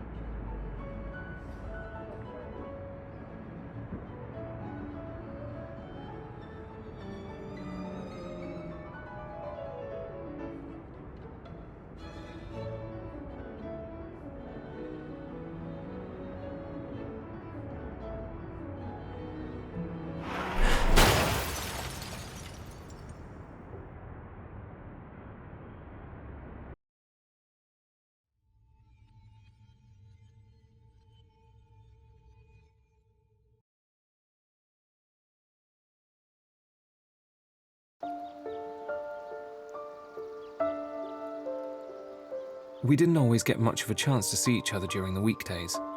He worked really hard. He loved his job. On Sundays, we would go to the park to feed the ducks.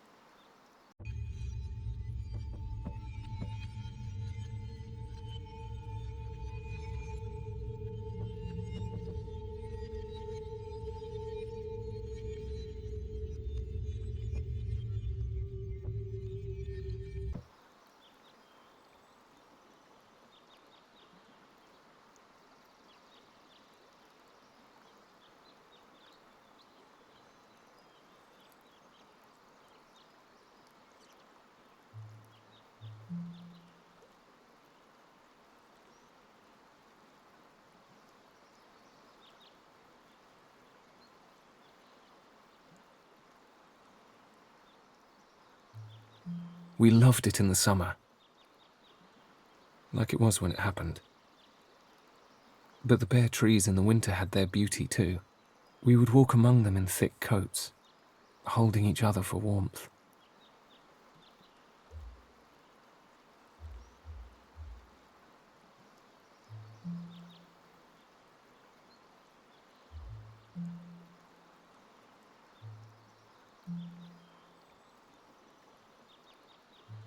It was our place to be together.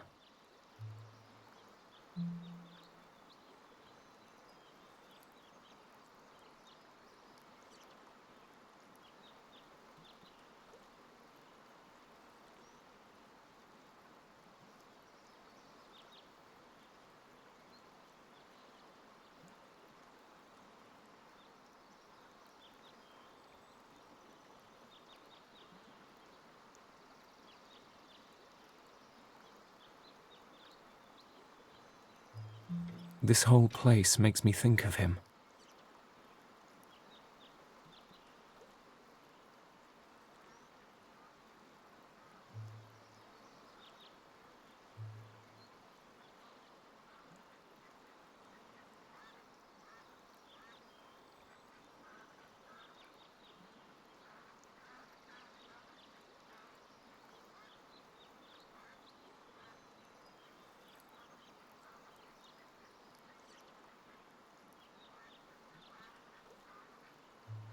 He loved ducks. They always made him smile.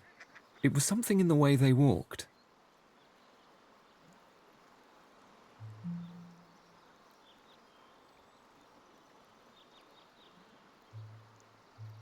And then one day, he was gone.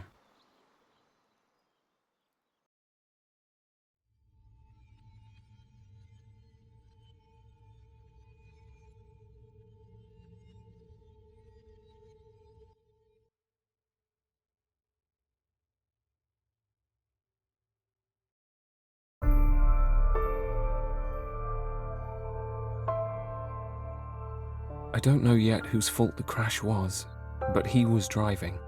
He was alive in the ambulance. But they say he never woke up. I think I prefer it that way. He was dead by the time I got to the hospital. Everything here reminds me of him. I need to clear it all away.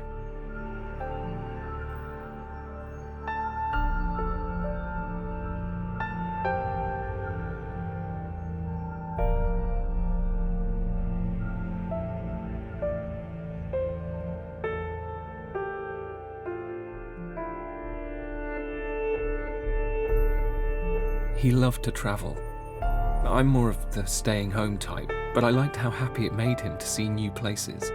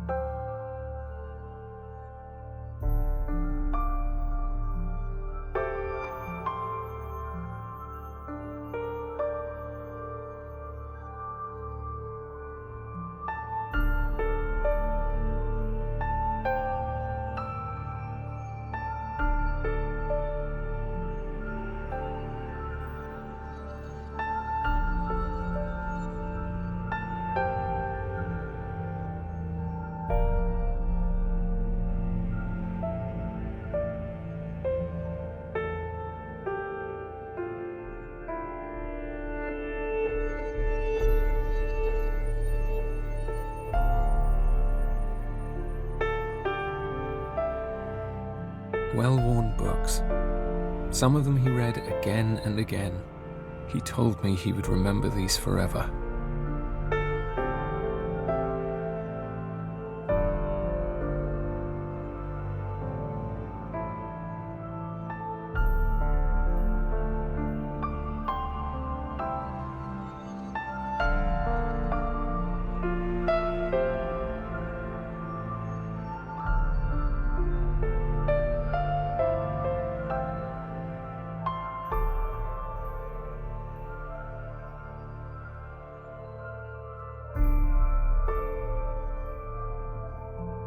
such a small thing. A week after the crash, I was calm. Then I saw his toothbrush and knew I had to throw it away, and wept. Collapsed on the floor of the bathroom. When friends come to visit me, they speak to me in a quiet voice, as if a loud sound might startle me. They ask about the missing objects. I say, I'm going for a minimalist look. They nod and give me a strange smile, but I know they don't believe me. They know the reminders hurt too much.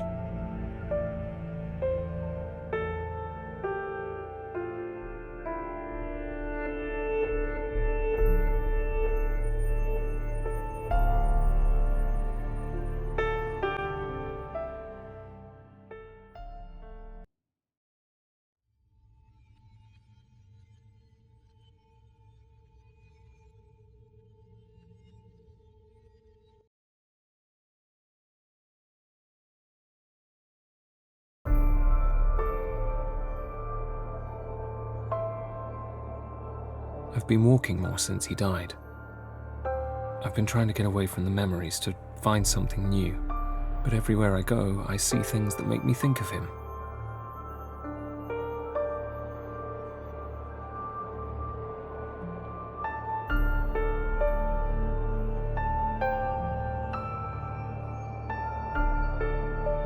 I call it a crash, but it was more of a collision. There was barely any damage. The insurance company asked if I wanted to get it repaired. I hung up. It was the angle the cars hit or where he was looking. It twisted his spine. Just bad luck, and he's gone. It could happen to anyone, but it happened to him.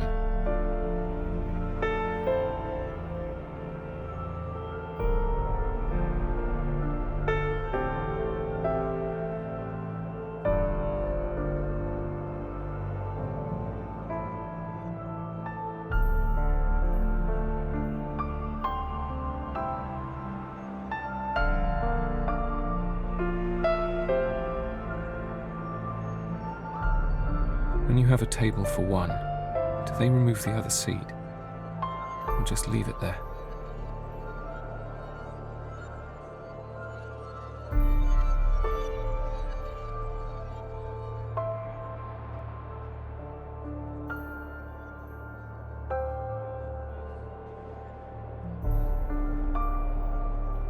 He used to do the dance from Singing in the Rain.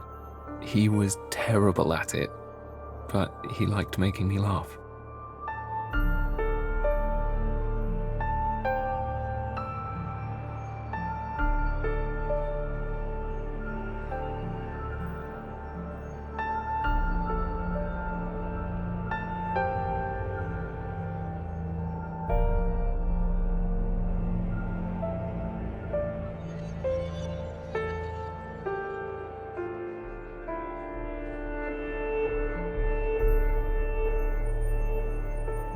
I decided to stay inside more.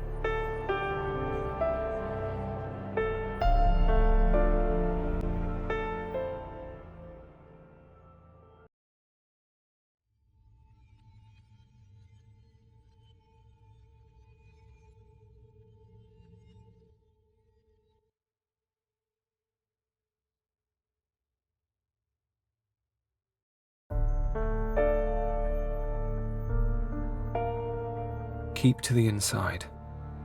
I can control what's in here. But even at work, there are reminders. I need this space to be clear, so I can be free.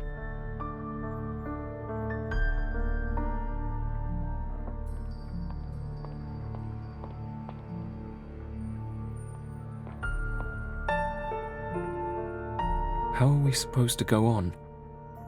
People talk about getting closure, but his story was only half written.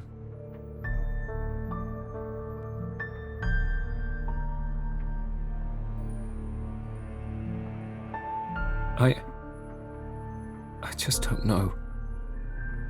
I don't know how I feel or how to feel. There's something cold inside my chest, pulling me down.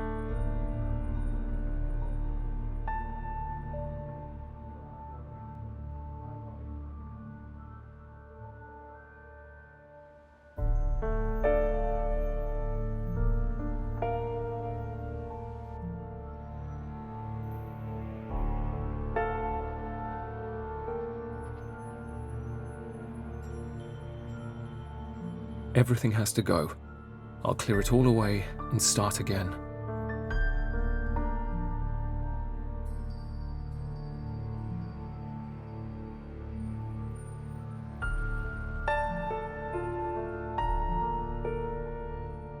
When will it stop hurting to think of him?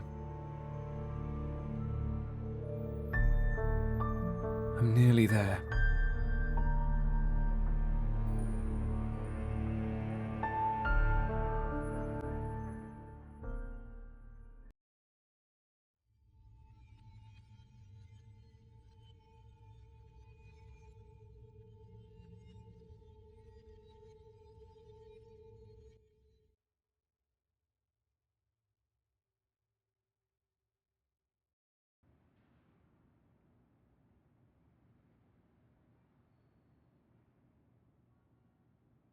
It's all gone.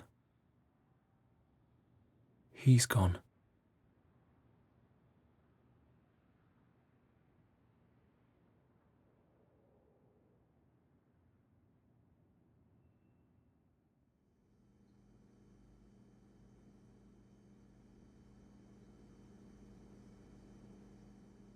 But he's not. I can't get rid of him. Why won't he leave me alone?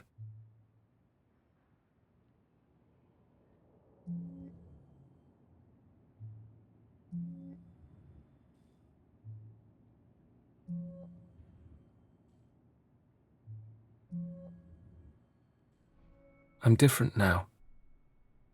He changed me. I feel the space he's left inside me. But it's okay. It's his shape. That's going to be part of me that I carry forever. Denying that would be killing him again.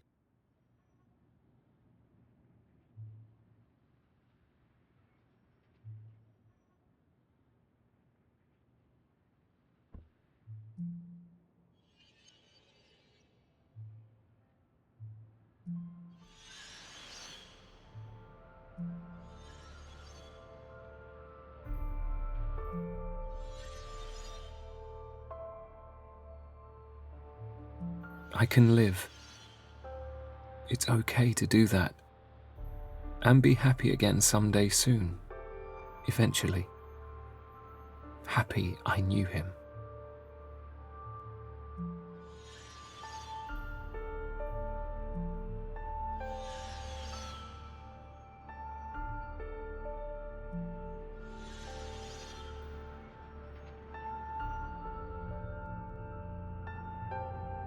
One short life together. That was all we got. I wouldn't swap this feeling for anything, if it meant I had to lose the memory of his love too.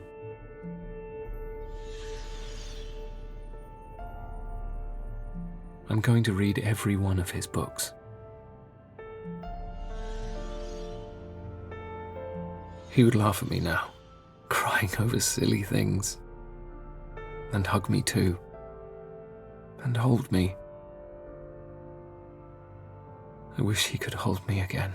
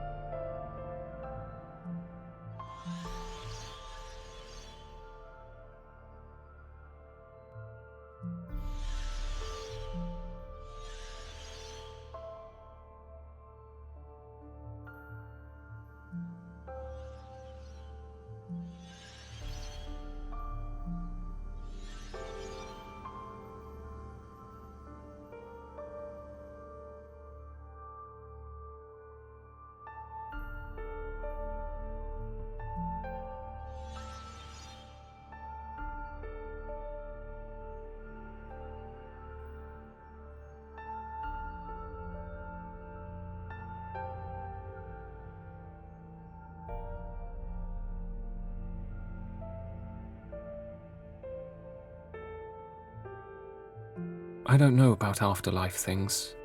Maybe I'll see him again someday. Maybe I won't. It's enough to know part of him lives on with me.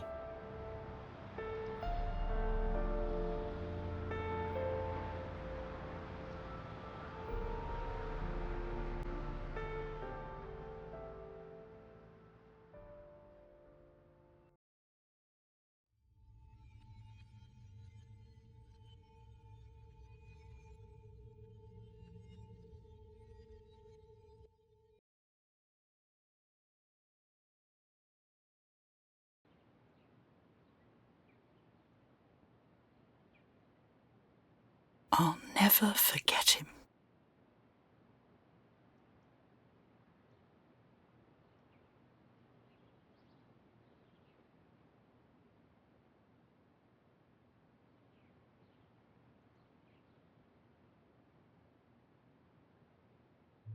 He reached out to me when I had pushed him away.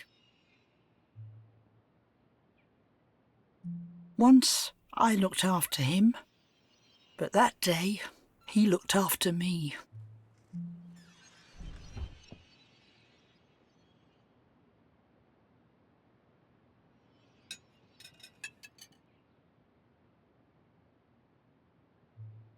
I saw things with him that I would never have dreamed of as a child. Okay, so this is the mouse. Yeah, so you can use this to click on things. Yeah, this bit's called the cursor. Yeah, where the arrow is. No, yeah, move it up there. No, you have to double click. Yeah, click up here. That's it, just over there.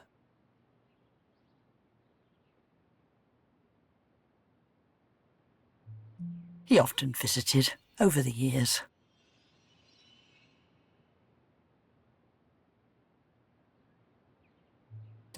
The world was changing, and he was changing, becoming more mature.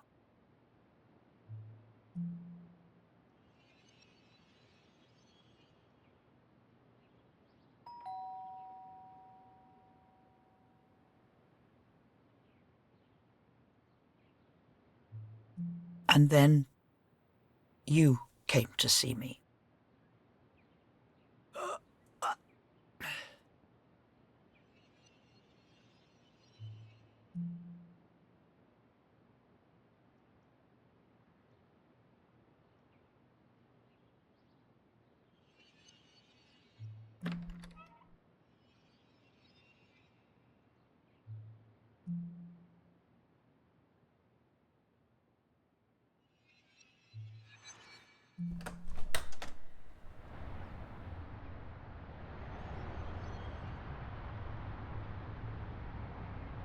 And then you told me what had happened.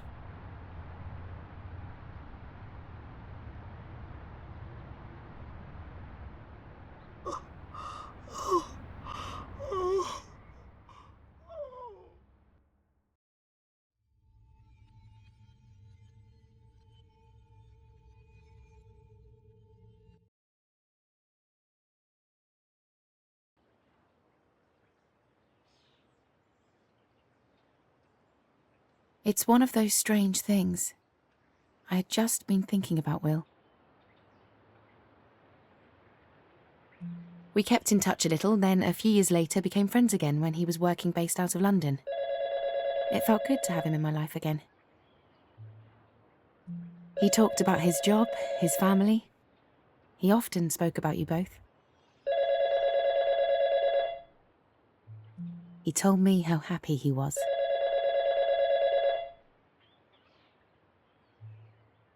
And then you called me. Hello?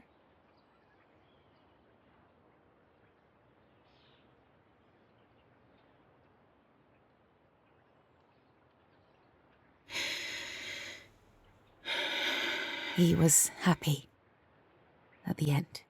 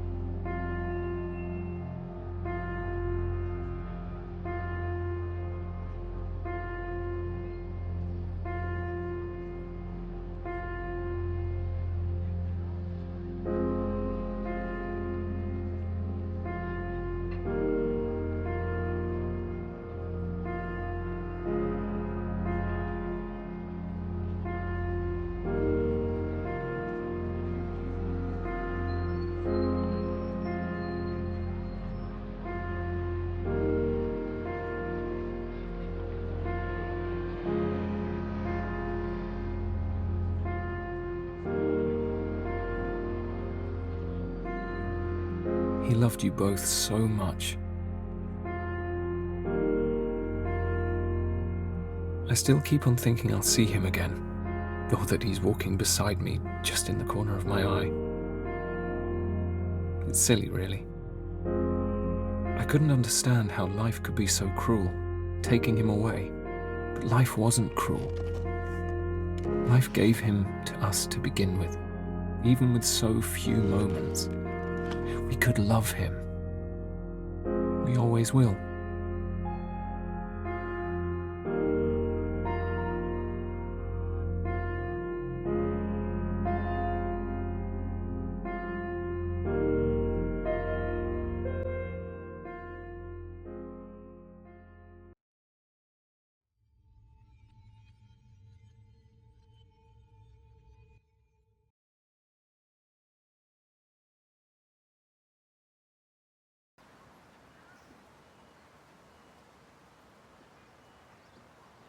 After we shared our memories, I went back to the park where I had spent so much time with Will.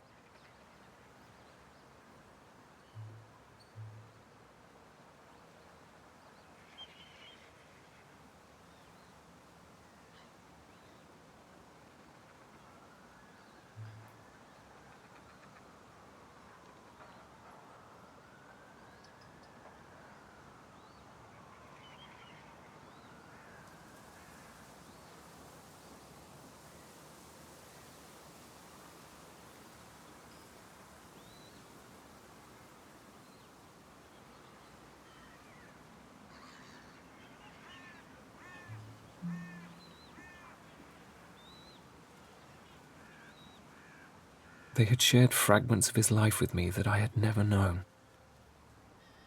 I felt at peace. Talking with them, even without Will, I felt I wasn't so alone. They carry him with them too. I just needed to let myself see that. Sometimes we only get to spend a little time with the ones that we love the most. I wasn't ready to accept that. But this is my life now. Without him. I don't know if I'll love like that ever again. But to have felt it once, and to know that love is real, that's enough for me.